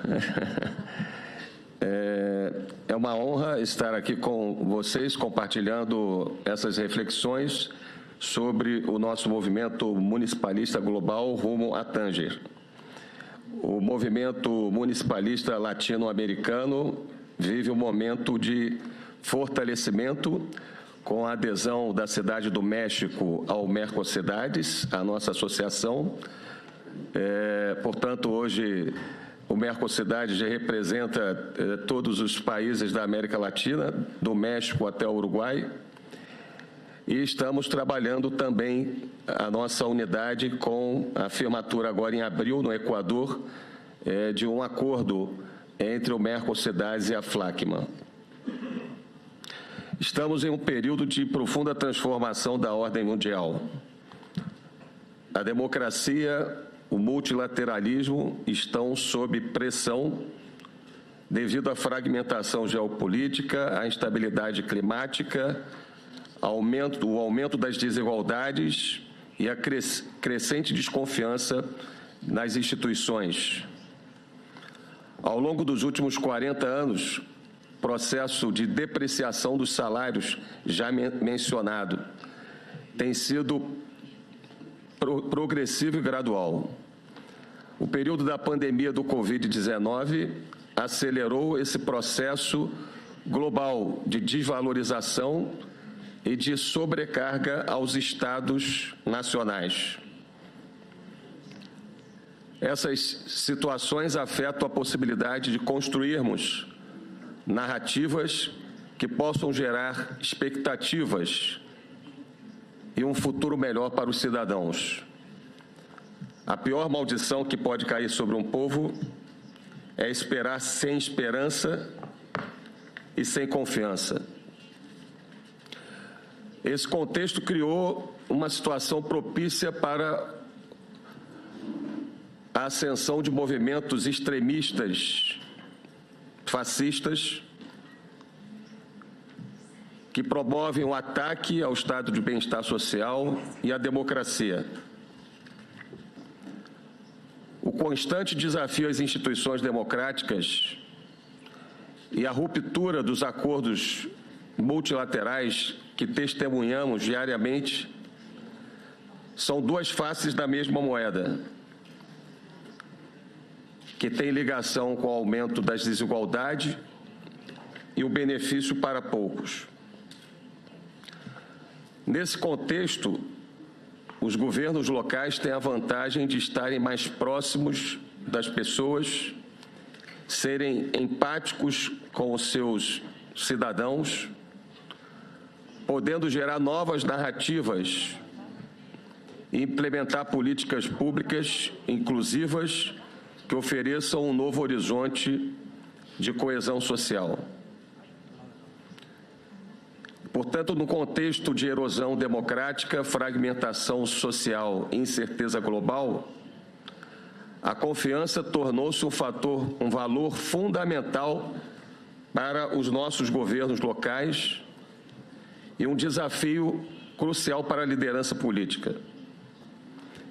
uma liderança que deve se basear na democracia participativa, combinada com a democracia representativa, na governança inclusiva e numa abordagem robusta, fortalecida dos direitos humanos na ação pública local, o que é essencial.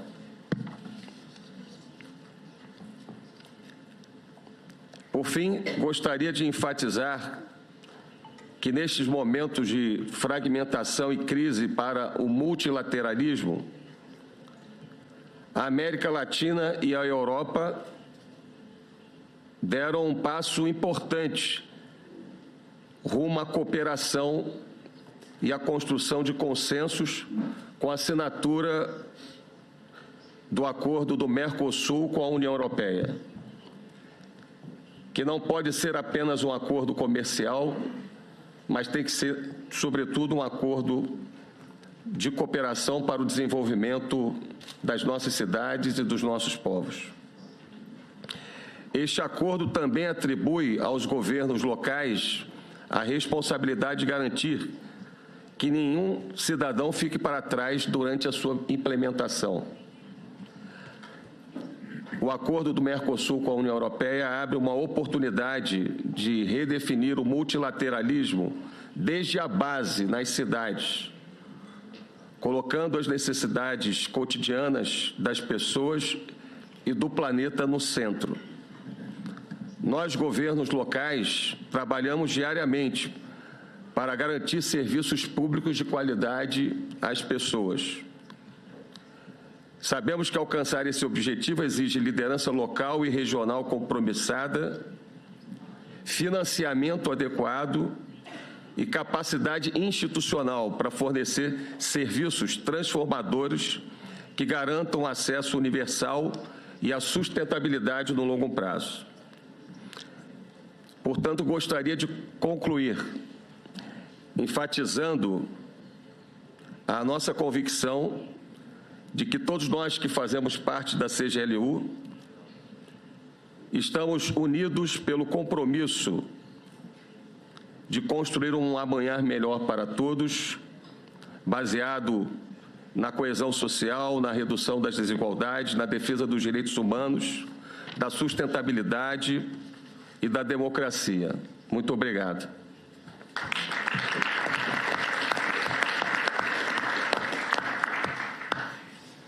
Muchísimas gracias. Yo creo que ese pronunciamiento de que nos une en CGLU es un mandato muy bonito para llegar hasta Tánger, esa convicción.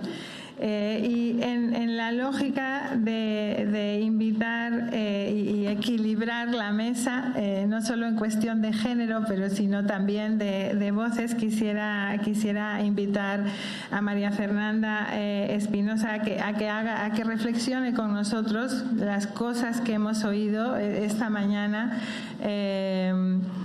¿Hacia dónde nos puede llevar en la discusión de esa reconfiguración del multilateralismo? ¿Qué nos falta? ¿Cuál puede ser nuestro próximo paso? Tus sensaciones después de volver, como decías, de la conferencia de Múnich, que es un poco diferente.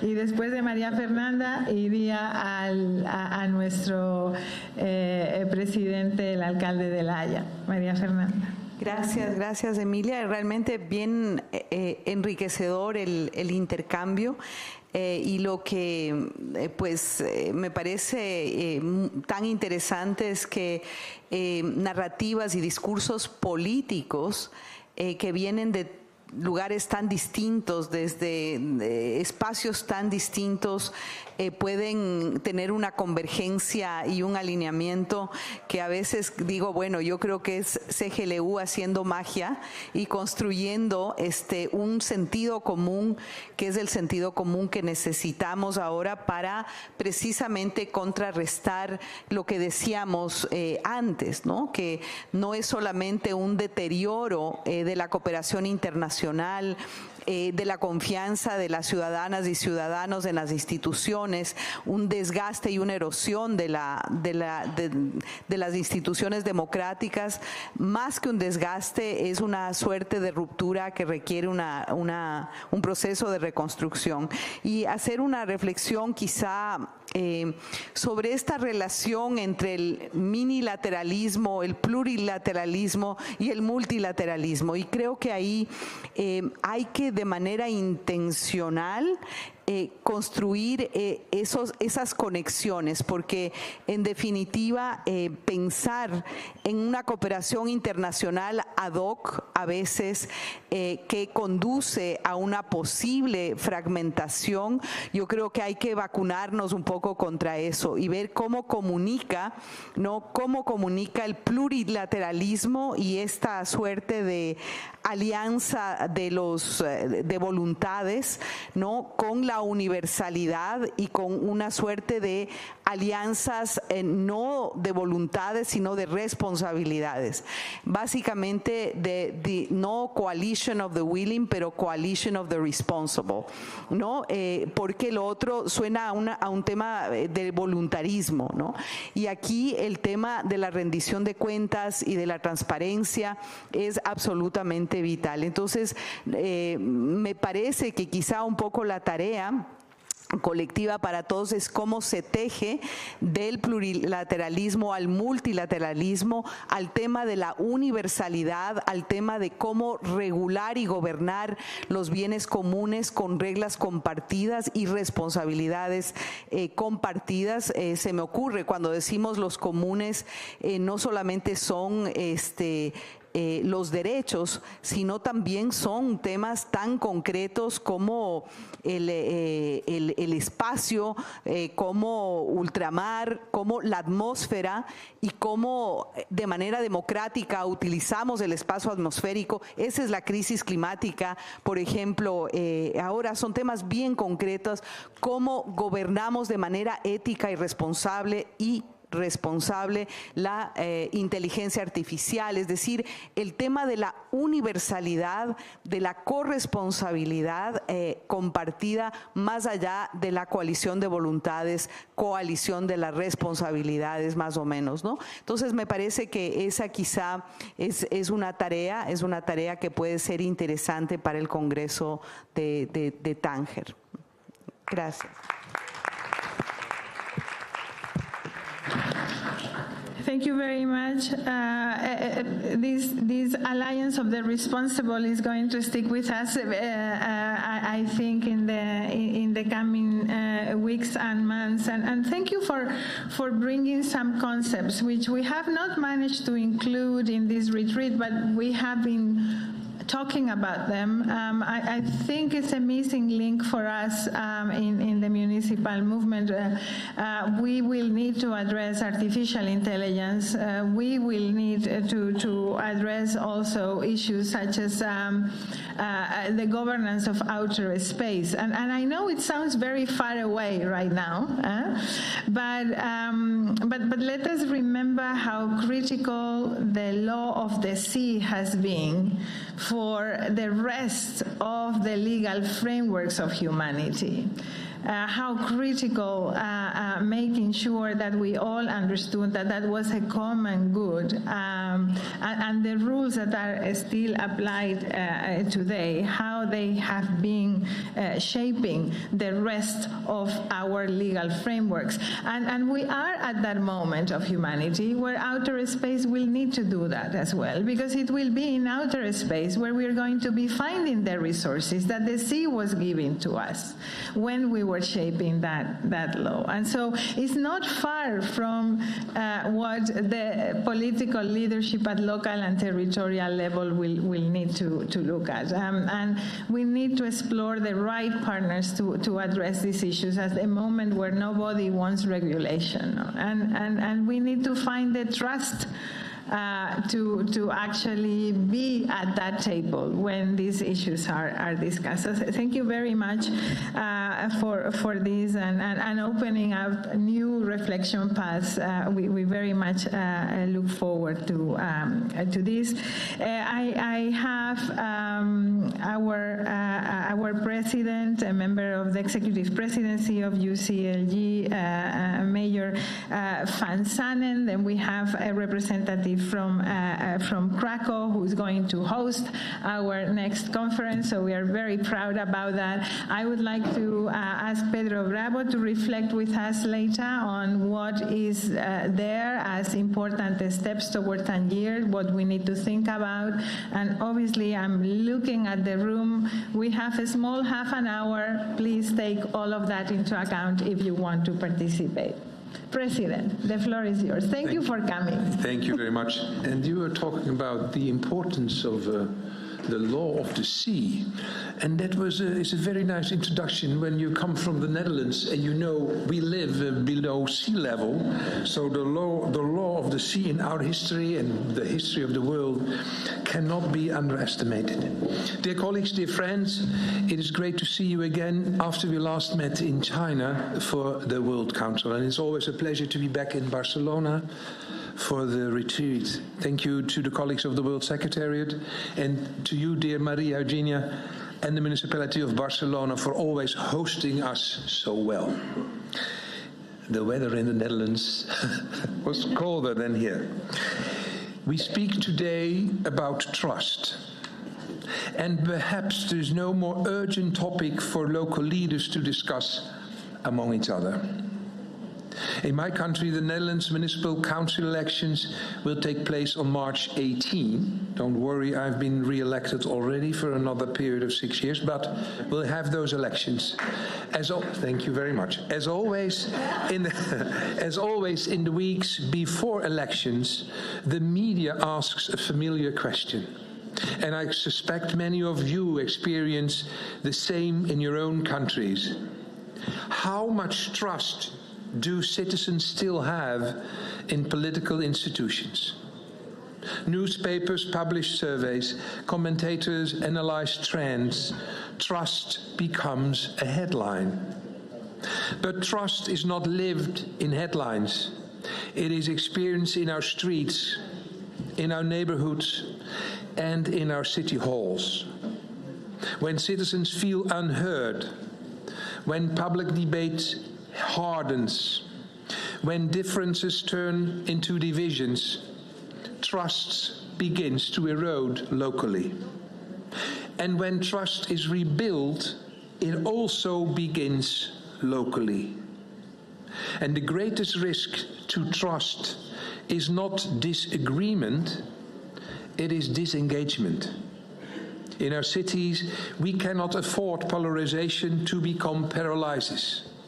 And through the Hague Charter on Municipal Peace, we have recognized the key role cities play in building more peaceful, just, and inclusive societies. Because when communities are divided along political, social, or cultural lines, our role as mayors and local leaders is not to amplify division, but to model cooperation, to bring different voices to the same table, to ensure that debate remains possible and institutions remain fair, to demonstrate that cooperation across differences is not naive, but it is necessary. And if this is true for our cities, it is also true for our movement. We meet at a time when geopolitical tensions are increasing and when divisions between societies are becoming more visible. It would be easy for those of these dynamics to shape how we relate to one another as well. But in a world that is becoming more divided, our movement should not reflect that division. It should also model cooperation. UCLG has always been strongest when it acted not as a collection of regions, but as a community of shared responsibility. Our diversity is our strength. And as we move towards the 2026 Congress, we have an opportunity, not simply to define new priorities, but to reaffirm the standard of leadership we expect from ourselves. In our cities, we hold together diverse communities. In this movement, we hold together diverse regions. And if we can continue to demonstrate that cooperation, is possible across differences, then we offer something valuable, not only to our citizens, but to the world. We can set an example. And that is the trust we are here to protect. Thank you.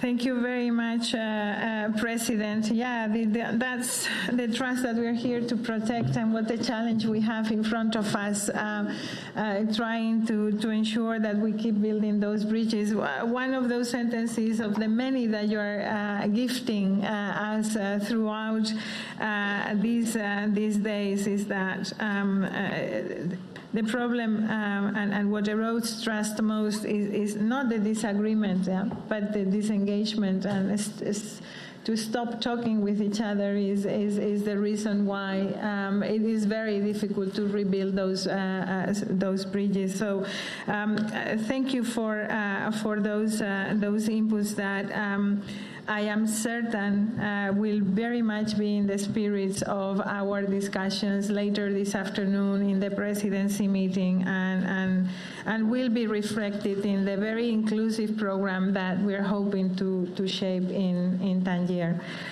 Thank you for that. So I'm still looking at the room. If there are hands, I would be happy to acknowledge them and try to accommodate them. But I am now going to Mateos Ploskonka, Deputy Director of the Department of Dialogue, Consultation and Citizen Contact of the City of Krakow. And it is not surprising that you're here, because you are inviting us to Krakow within the framework of our 25th Conference of the International Observatory. So we're delighted to have you here. Thank you. Thank you for that invitation and for being with us. The floor is yours. Yeah, thank you for inviting me. Ladies and gentlemen, dear colleagues, dear friends, first of all, today was something about the trust. So I give you some more information about the trust, and I like to invite you to Trust and Adventure in Krakow this year. In the time of democratic erosion, fragmentation, and uncertainty, trust is no longer abstract value, and we know about that. It's a currency of modern leadership, especially in our municipalities. As a local leader, we govern closest to people's everyday lives. The proximity gives us a unique responsibility, but also a unique opportunity, because to rebuild trust through participation, care, and shared, of course, this responsibility. This conviction is deeply embedded in the DNA of our municipal movement, and it's precisely why 25 years ago cities and local governments came together to create the International Observatory on Participatory Democracy, the ODP. For a quarter of a century, the ODP has been a space of course, collective learning, innovation, political courage. It has shown that trust is not declared. It is built step by step, through meaningful citizen participation, transparency, and co-decision. Today, I'm honored to invite you all, dear friends and colleagues, to the next chapter of this journey. From 21 to 23 of September this year, the city of Krakow will be host that 25th OEDP conference for us a milestone moment that speaks directly to them of this session, trust and leadership as a pillar of democratic and local governance. This conference is, of course, not just an anniversary, it's a strategic political space for our movement, not only for OEDP. It's very strategical and important for us as a region of Central East Europe. It's very important for our cities. Finally, it's very important for our citizens and neighborhoods. A space to reflect on how participatory democracy strengthens legitimacy in times of crisis, a space to connect participation with municipal feminism, human rights-based approaches, care, peace, and proximity. And of course, the space to collectively shape narratives and priorities feeding into 2026 UCLG Congress. In Krakow, we'll try to ask a fundamental question. How do we lead when trust is fragile? And how do we govern in a way that rebuilds it? The conference will bring together elected officials, practitioners, NGOs, civil society, of course researchers, academics from all regions, showcasing how local governments are transforming democratic practice through youth meaningful participation, feminism, and inclusive governance, co-responsibility and care-centered public actions, and peace building from the local level. Importantly, this conference is co-created by the movement, and I'm pleased to announce that the call for proposal, the first call, will be open on the end of this week. So on your tables, you gather small information about the conference. So follow the website. There will be a news soon. Whether your city is experimenting with participatory budgeting, neighborhood council, citizen ensemble, etc., all these tools or forms, this is conference for you. Your experience matter, because trust is rebuilt not by one model, but by many local answers and shared global changes. Allow me also to highlight another important thing on the end of my speech. I'm in the OEDP Award for the Best Practice in Citizen Participation. This award celebrates local governments that dare to innovate, that place citizens at the center of decision-making, even when it's complex or uncomfortable. It's recognizing a political leadership grounded in trust. At the time when democracy is questioned and the local governments are proving that another way of governing is possible, one based on participation, rights, quality, and care, Krakow looks forward to welcoming you on 25th conference and collectively prepare the future of our municipalities movement, collectively prepare the future for our cities, our citizens, and our neighborhoods. See you in Krakow in September, and thank you for attention.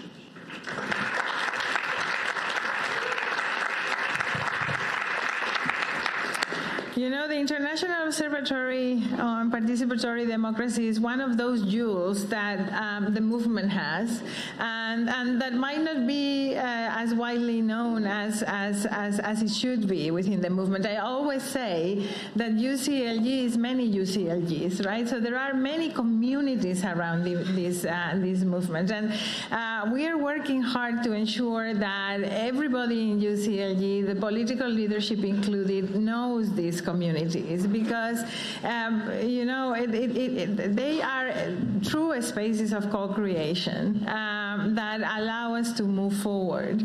And if I may say, they might be a little bit more friendly than some of the more formal decision-making spaces and democratic spaces that we have, where we tend to stand defending our own positions.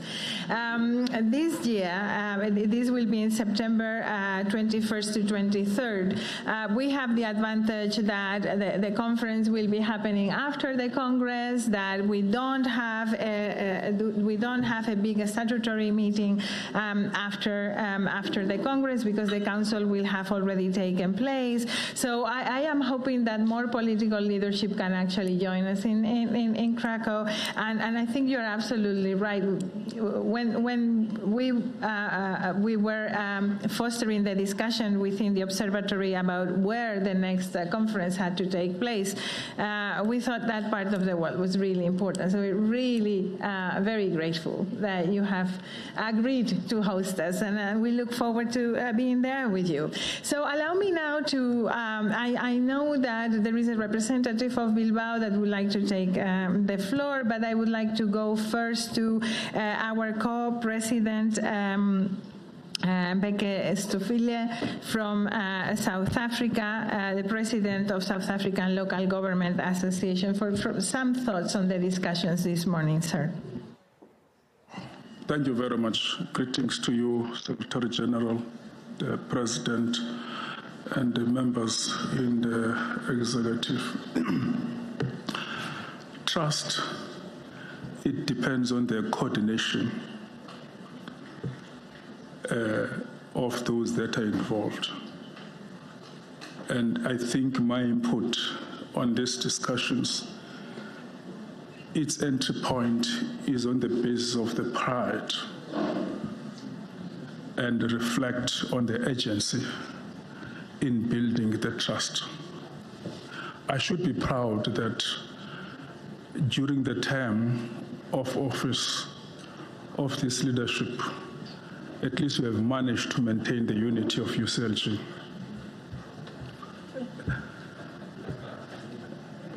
Across regions, languages, political differences, we've upheld a fundamental truth that local government are not stepchild, are integral part in shaping the global development.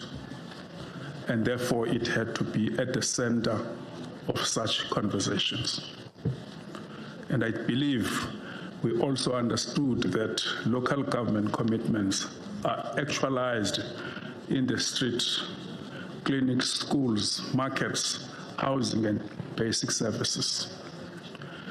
Agency, though, is because the world around us has undergone a dramatic transformation.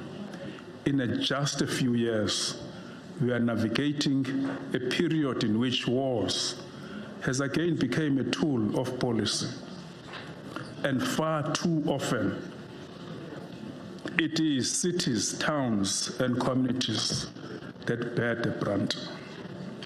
We have witnessed in the current developments the bombs that are destroying livelihoods and municipal infrastructure, water, roads, hospitals, schools, assets built over decades through the taxes and efforts of ordinary people. The case at hand is the Palestinian people who continue to endure significant suffering. Peace has not been established between Russia and Ukraine. We have observed instability and hardship unfolding in locations such as Venezuela. Furthermore, beyond billets and bombardments, new forms of conflict have emerged. Tariffs and economic coercion are increasingly wielded as a weapon suffocating already struggling economies and affecting local jobs, public revenues, and essential services. Simultaneously, climate change continues to devastate our world through floods, droughts, fires, and storms that do not distinguish between borders before they strike. Municipality services is affected severely as the first respondent and the defenders and long-term rebuilders after without resources or authority we need. So what is our responsibility as UCLG going into the future, building on the trust that we have built over many years since the existence of the UCLG? To me, it's about 5 key points. Municipalities, as they lose the infrastructure and as they manage conflicts that are existing between nations, municipalities are the most affected. And in that process, then the call that we have made in the past, that the discussions in the United Nations about local government, it demands that local government, it had to be on the table of discussions. In dealing and rebuilding the municipal system throughout the world. Secondly, we must fortify our political voice carefully, responsibly, but unequivocally. Neutrality cannot equate to silence. We do not take sides for the sake of political blocs. We advocate in the interest of local and regional governments and our constituents for peace, for the safeguard of services and humanitarian access, and for the right of communities to exist without fear. If we remain in a peripheral grouping, others will then occupy the center stage. Secretary General, you know today there are many organizations operating, and I'm happy that I'm seeing different community organizations being brought on the table for conversation. It is a common knowledge in the public right now that the BRICS bloc is expanding. Whether we concur with every position or not, they exist and they shape the finance, trade, and geopolitics in a way that affects our territories. The question is, though, are we then prepared to enter into conversation and mobilize everybody to be in the same center? And I believe it is important for us to do that. It is important, and I know in the debate and the discussions as the time goes on, is also to look into ourselves. How do we manage our operations in the regions, in the sections? How do we manage finances? Because it's true financial strength that will be able to withstand the challenges. Unity, it's like a unit of your legs and your entire body. And local government, it is your legs. It is government's legs. Anywhere government wants to go cannot go without local government. And thereby local government, it has to be treated and be seen and supported in all efforts in a manner that it be able to deliver its service. Thank you very much.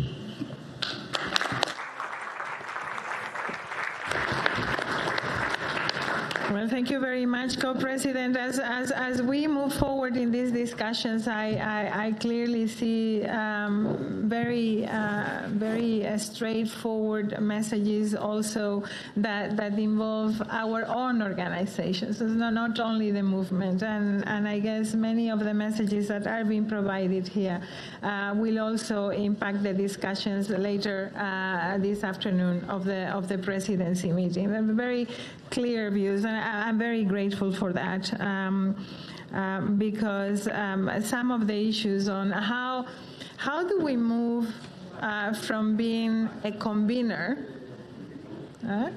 to shaping decision, and how do we evolve towards an accountability methodology that allows us to measure our own impact. I think for many years, and the contexts have had their own difficulties, for many years we have been really focusing on having the right people around the table. We need to still work on that, and we want to keep the people around the table. I'm looking also at some some of the leaders that are here with us. But beyond having the right people around the table, it is about doing the right things, the interesting things, and making sure that we are accountable to that. And maybe the coming of age of the movement is also about it. And those two things are very difficult to combine from where I am sitting. So from where I am sitting, most of the effort goes to keeping everyone around the table and bringing the new voices to the table. But I hear you loud and clear about the next steps that we need to undertake. So I'm very grateful for that. Colleagues had hinted that we had Bilbao in the room and that they were asking for the floor. I see you there. Welcome. Gracias. ¿Se me escucha bien? Sí. Bueno, Emilia, lo primero, gracias por dar la posibilidad de compartir en este tipo de espacios palabras como políticas, aterrizar un poco las agendas internacionales, las grandes políticas públicas a los espacios locales, que realmente creo que es donde tenemos capacidad para incidir en la vida de los ciudadanos y parece este tipo de foros en los tiempos en los que corren un tipo de resistencia, ¿no? Donde vemos las aperturas de los telediarios y de los periódicos y las editoriales donde bueno, pues hablar sobre paz, sobre valores y sobre políticas públicas con capacidad de gestión real creo que es importante. Me gustaría explicaros, digamos, cómo dentro de esta construcción de marcos de gobernanza interinstitucionales sólidos que fomentamos, así como la capacidad que los gobiernos locales tenemos para implementar proyectos donde estén interconexionados tanto organizaciones públicas como privadas, como academia y como tercer sector, creo que es también importante. Un ejemplo de esto, y es lo que me gustaría poder explicar a todos vosotros, es el ODEL, el Observatorio para la Defensa de la Democracia Local. Desde Bilbao creemos en la construcción de alianzas para fortalecer dicha democracia. Tenemos que pelear contra la desinformación, contra la polarización, contra el deterioro de la confianza de los ciudadanos hacia los gestores públicos, y creo que el ODEL es un ejemplo de cómo podemos pelear en contra de todo eso. Es una colaboración entre EUDEL, que es la Asociación de Municipios de Euskadi, entre el CMRE, que todos conocéis, entre el Ayuntamiento y la Universidad de Bocconi. Creo que es un ejemplo de cómo trabajar de manera coordinada entre diferentes niveles de gobernanza, fortaleciendo de esta manera lo que llevamos discutiendo 2 días, que es ir a favor del multilateralismo. El observatorio pretende, por un lado, conectar las escalas locales, las regionales, las europeas y las globales, identificar los riesgos que hay sobre la democracia y sobre los cargos locales. También pretendemos, mediante la colaboración con la Universidad de Bocconi, generar conocimientos técnicos alrededor de todos estos informes y de todos los estudios que están programados. Y luego también me gustaría hacer extensible el acompañamiento a los diferentes gobiernos locales para que, en la medida de sus posibilidades, contribuyan también al fortalecimiento de su capacidad democrática. Podemos analizar, formar y anticipar todos esos riesgos y amenazas que hay sobre los cargos electos, que dar el paso hacia dedicar tu vida hacia la política local es un paso importante personal y muchas veces está perseguido y poco valorado. Creemos que todo esto alinea, digamos, lo que hemos estado comentando sobre el nuevo multilateralismo, una gobernanza en red, abierta y transversal. Y mientras os escuchaba he estado escribiendo unas notas y me gustaría concluir diciéndoos que, en un contexto donde la incertidumbre, el liderazgo basado en valores, creo que no es una debilidad estratégica, como muchos están intentando hacernos saber, sino que creo que es una necesidad democrática. Defender la legalidad internacional, el multilateralismo, los derechos humanos y la dignidad de las personas no es una ingenuidad, sino que creo que es una apuesta política consciente que desde los municipios debemos hacer para fortalecer y fomentar un orden más justo y estable.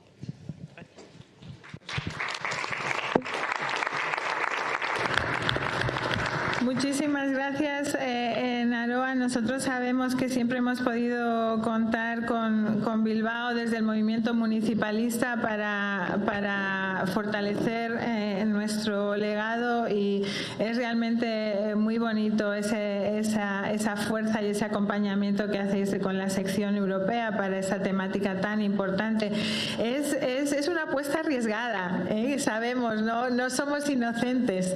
Es una apuesta arriesgada porque estamos viviendo un momento en que muchos de estos valores están verdaderamente siendo atacados muy proactivamente, y vamos a tener que saber responder bien como movimiento. Pero creo que este observatorio es un paso muy importante. Hemos intentado anteriormente dentro del movimiento hacer cosas parecidas y a lo mejor no tuvimos la misma fuerza, o a lo mejor nuestro enfoque era un poco demasiado individual con los individuos que se veían afectados por ese déficit democrático, ¿no? Por los cargos políticos que sufrían esa ruptura de la democracia. Creo que el enfoque del observatorio ahora es más amplio y que nos va a poder ayudar a reaccionar como movimiento, y quién sabe, a lo mejor nos dé también la fortaleza para poder defender a aquellos individuos, porque ser alcalde, alcaldesa, gobernador, gobernadora, concejal, concejala es una ocupación de alto riesgo. Es una ocupación de alto riesgo. Entonces creo que sí que es muy importante que el movimiento apoye esto. I don't see any other hands there. So Viena, please. And then obviously, Pedro, I had you in mind, but I wanted to save you for last. So Viena, I see you as well. Please.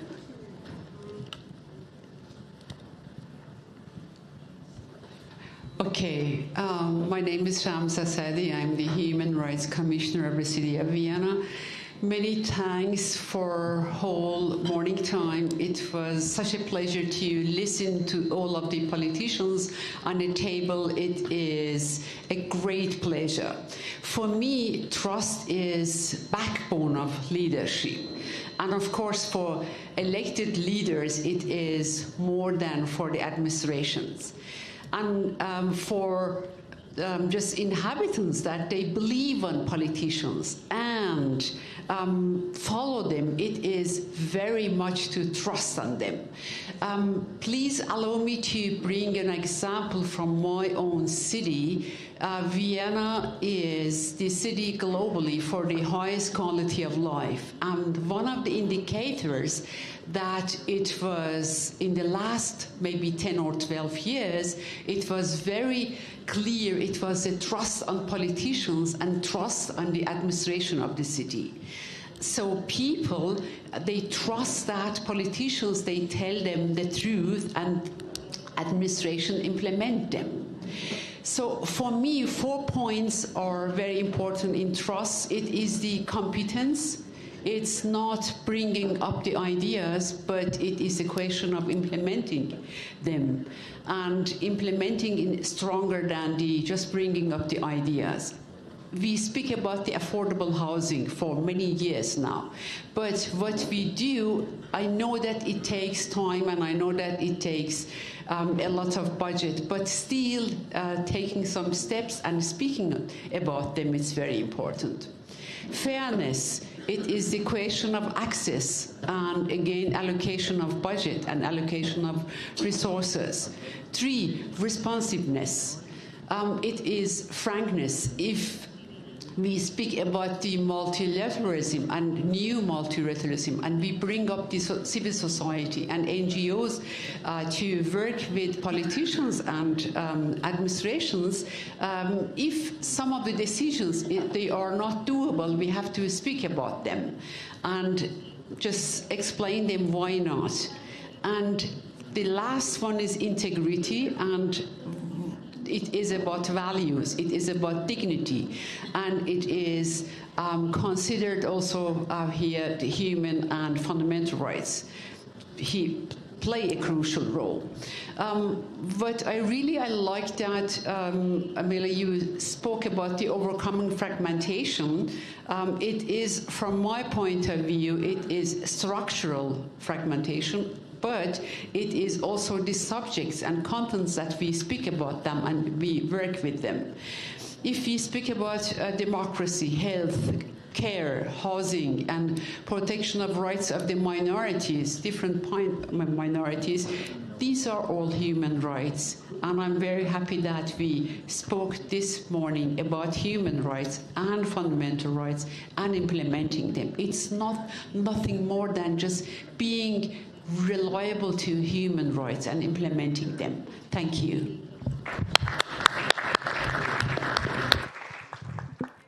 Thank you very much. I'm not surprised as Human Rights Commissioner from the city of Vienna that you do bring human rights with that strength to the discussion. Thank you for that, and thank you for those pointers of those critical issues to take into account when building trust. Very, very grateful. I'll tell you what the situation is. We're really short in time now. Everybody has started to want to speak when we have less time than before. So now I have to manage that. And I want all of you to take the floor. So allow me to recall what I have, and I am asking you to be as brief as possible, but these voices are extremely important. So I see my colleagues from Palestine over there, and I am very happy that you can take the floor in a moment. And then I have the Global Governance Forum, Dario, I see you there. So I want to give you the floor as well. And then I would try to wrap up with some comments from Pedro Bravo, who is trying to support us in thinking through our Congress, and I think it's a very nice wrap-up of the morning. Dear friend, you don't have one in your table, so we will make sure that there is a microphone coming. Colleagues, can we have a microphone at this end of the room? Whoever is closer. Hi. Dear friends and colleagues, during these difficult days, I have been so touched by the extraordinary solidarity and support we have received from members of UCLG, from our sister cities, from individuals all over the world. Your message and statements and your moral support truly matter to us. Please believe me when I say we need your support. With your solidarity, we feel that we are not alone. In this unjust world, we are not alone. Your voice gives us strength, solidarity, resilience, and your partnership gives us hope. While a ceasefire has been announced, it's a big lie. The reality on the ground that Gaza is still under siege, and more than 600 Palestinians in Gaza were killed after the ceasefire. In West Bank, we are suffering from daily attacks from the Israeli settlers.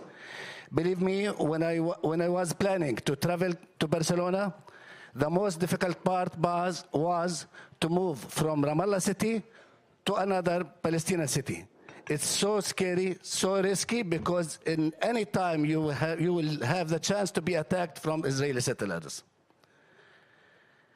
In this context, I would like to express special appreciation to Barcelona, our great sister city, and to AMB for their solidarity and continued engagement with Ramallah. Allow me to conclude this last one important message about Palestinians. Palestinian people, we will never give up. We will continue to hold our dream of living in freedom and dignity, and to have an international and independent state like any nation in the world. We believe that one day, through resilience, solidarity, and justice, we will achieve our dream. Thank you so much.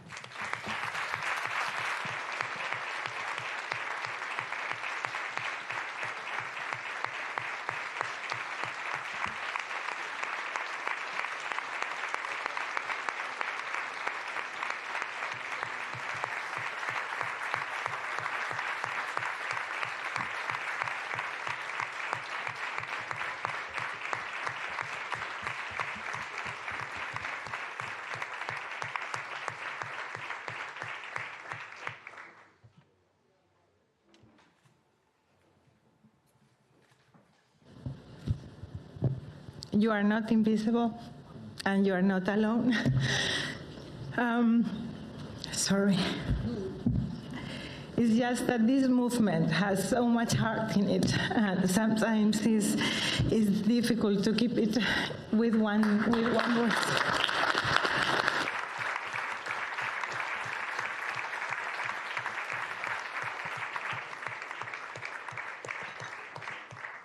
There are things happening. There are many concrete things happening of support, of collaboration, of decentralized cooperation. I was sharing with you, they were meeting yesterday in parallel to our sessions. This is what our movement is about. And this is not easy. Sometimes we build this with disagreement. We build this with hardship.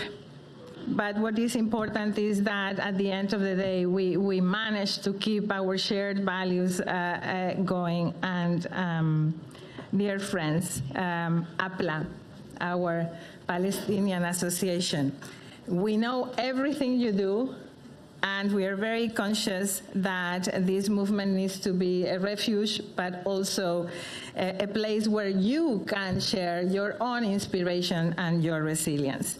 And about Ramallah, well, Ramallah is a very important part of our presidency as ambassador for governance, so it's a very present member. I want to share this with the group because not everybody is aware of how closely involved they are in the day-to-day life of our organization.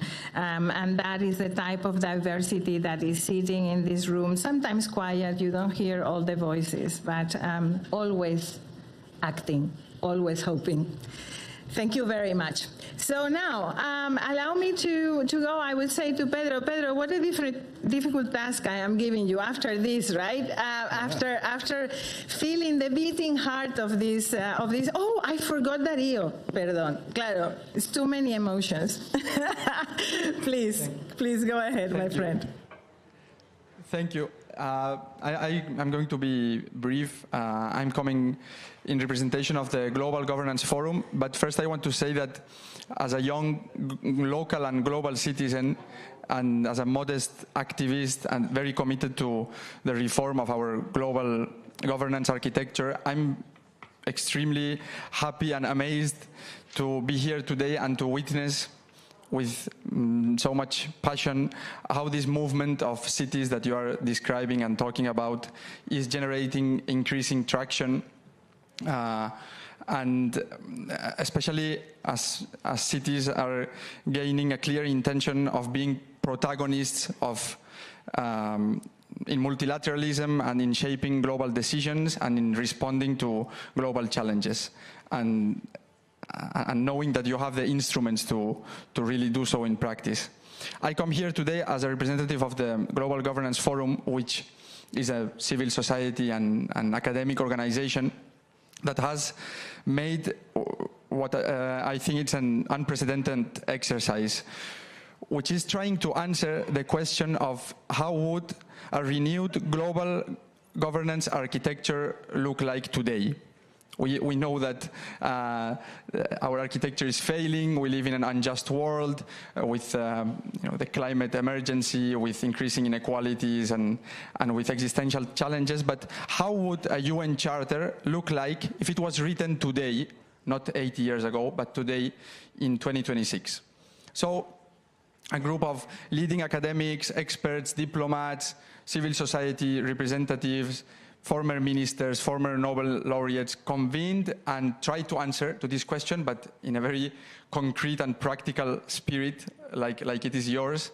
And they produced ultimately a second United Nations Charter, which is a document that answers to the question with a legal framework and with concrete reforms, and it's one possible proposal to open the conversation of how would the UN look like if we wanted to reform it. And now, following this publication, there is a campaign for UN Charter reform, an international civil society led campaign, but they are focusing, or they started focusing on member states, foreign ministries, multilateral state diplomacy as we know it. But then we realized, and we are increasingly convinced of this fact, that who is going to be the new protagonist of this new order in configuration, it's cities, in fact. And the true protagonists of a future reform of global governance are cities. Because you are the ones confronting the daily effects of challenges, of climate emergency, of inequalities, of the erosion of democracy, of armed conflicts. You are the ones confronting, you are the ones bearing the costs, and you are the ones who are truly capable of providing operational and practical solutions to the lives of people, right? So cities are the new protagonists, and we are reshaping this campaign and putting the new focus on cities. So just to finish, and following this practical spirit that cities have, and the chair's words that we need to start seeing how to shape decisions and measure impact, I want to make a very, in this practical spirit, an invitation to all of you, because the Global Governance Forum has started a campaign which is Cities for UN Reform, and it's for cities and local governments to adopt resolutions in their constituencies, in their local governments, resolutions for UN Charter reform with concrete reform proposals in the ambits that affect cities. And this is the campaign, Cities for UN Reform. So we make this offer openly, and this invitation for representatives of local communities and governments to adhere and to make it theirs, and to take it to their communities, and hopefully this can be a modest contribution to the movement. Thank you. Thank you very much, Dario, for this very concrete call. And I think the part that we might need to revisit is whether you need to make that call to the movement before the cities, and so to make sure that it really gets a lot of traction. And I think you are in a very good place to do that proposal. So thank you very much for that. We'll continue that conversation. I'm sure our leadership will be very happy to address this. But again, I think leaderships right now are not individual, they need to be collective, and so if you want to shift the actors, you might need to work on that more collaborative spirit. In the meantime, one more floor has been asked. Vice Mayor of Paris, Arnaud, s'il vous plaît, à vous la parole. Merci. Merci Madame la Secrétaire Générale. Je vais être très rapide. Je voulais juste faire une petite remarque. D'abord, remercier tous les maires, les intervenants pour les formidables contributions que nous avons pu entendre. Mais je pense que dans ce moment où le monde se réorganise, nous, les grandes villes dites occidentales, nous devons accompagner l'émergence de ce Sud global, et nous devons l'accompagner parce qu'il est important que demain, le rapport au monde, le rapport à la discussion au monde, et notamment avec le Sud global, change. Alors je le dis en tant que vice-maire de Paris, je le dis aussi sans doute en tant que, compte tenu de mes origines, quelqu'un qui a un père qui vient du continent africain. Et je pense que c'est notre rôle par rapport à l'histoire, par rapport au futur, de pouvoir prendre notre part au niveau des villes à cette émergence du Sud global et à la place qu'il doit demain avoir dans la gouvernance mondiale. Merci.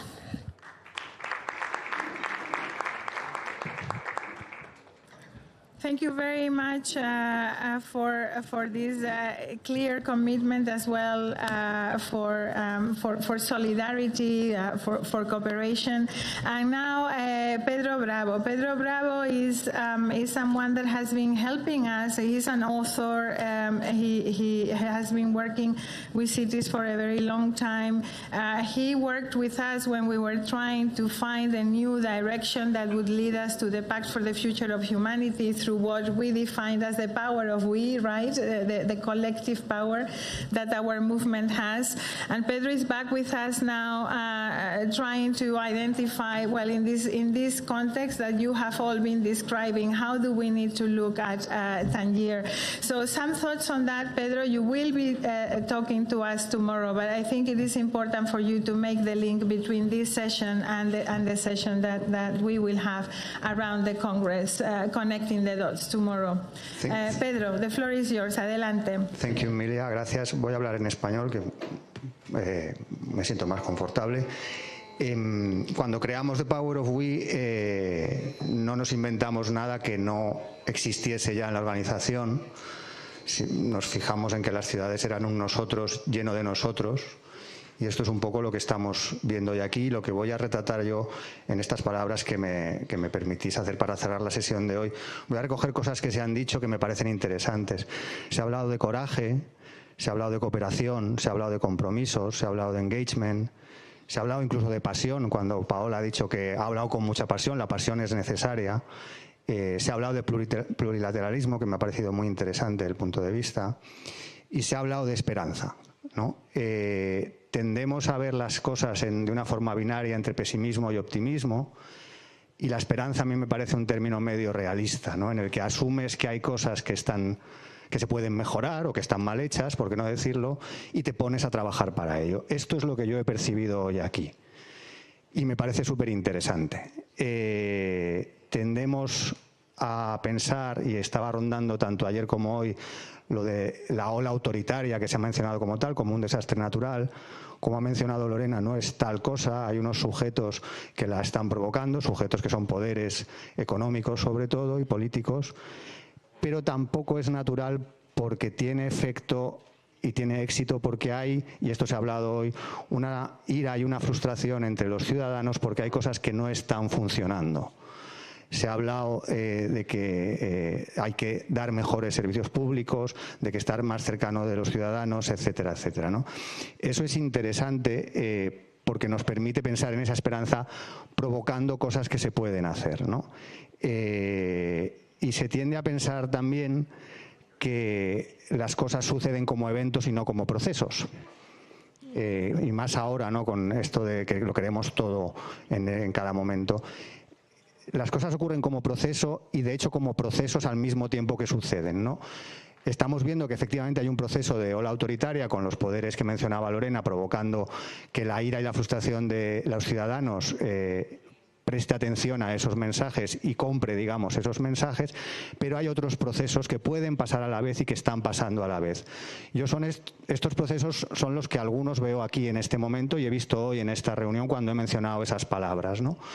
Pero para que esos procesos tengan éxito, tenemos que pensar que lo que se ha hecho mal hay que hacerlo de otra manera. Se ha hablado también de hacer cosas nuevas, se habló ayer y se ha hablado hoy, y a mí eso me parece fundamental, ¿no? Pensar desde lo nuevo, crear desde lo nuevo, es la manera de encontrar esperanza y de dar esperanza y generar confianza, ¿no? En ese sentido, CLG puede ser un ejemplo, ¿no? Hoy no todo el mundo puede asistir a un congreso como este, a un retiro como este, pero hoy estamos siendo un ejemplo de que podemos estar en desacuerdo en muchas cosas, pero estar de acuerdo en algunas que son fundamentales. Y para mí, en este momento en que está en crisis el acuerdo, como se decía antes también, eso es clave y CGLU puede ser un ejemplo. Y creo que el Congreso de Tánger tiene que ser un ejemplo de eso. Y que tiene que ser un ejemplo a partir de crear cosas nuevas, a partir de todas esas palabras que he mencionado antes y algunas más que se han dicho, que las voy a repetir, que son valentía para hacer políticas públicas atrevidas y valientes, cooperación, es decir, entenderse a pesar de las diferencias y cooperar, mañana y pasado hablaré más de eso, compromiso, engagement, pasión, por supuesto, adaptarse a la incertidumbre, que también ha sido mencionado por ahí, y por supuesto esperanza. Entonces yo os animo a que trabajéis desde lo nuevo, a que trabajemos todos desde lo nuevo para encontrar la confianza a través de la esperanza. Gracias.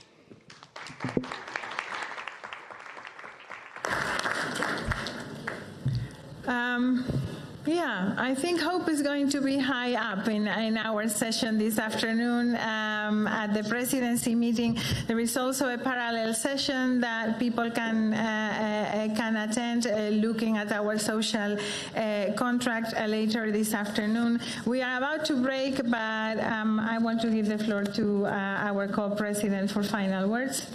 Mary. Thanks, Amelia, and thank you to everyone for a very vibrant discussion today.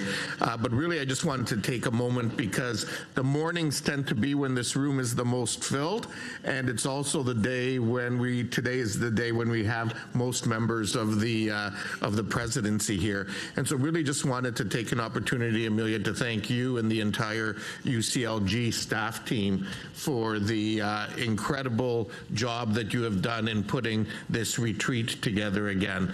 I think anyone who's organized events of this caliber knows how much work is involved in putting them together. It's an immense amount of work in the lead up to getting the whole retreat ready, on top of everything else that continues to go on across the world in our different regions. And so if I can ask all of the UCLG staff to stand up, whoever they are in the room. They're everywhere. They're in the back, they're on the sides, and let's just give them a round of applause.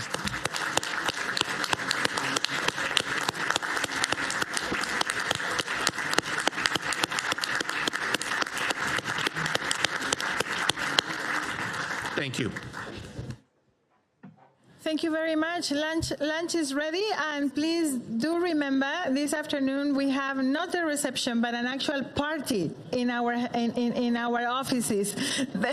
So come to the party, I would say.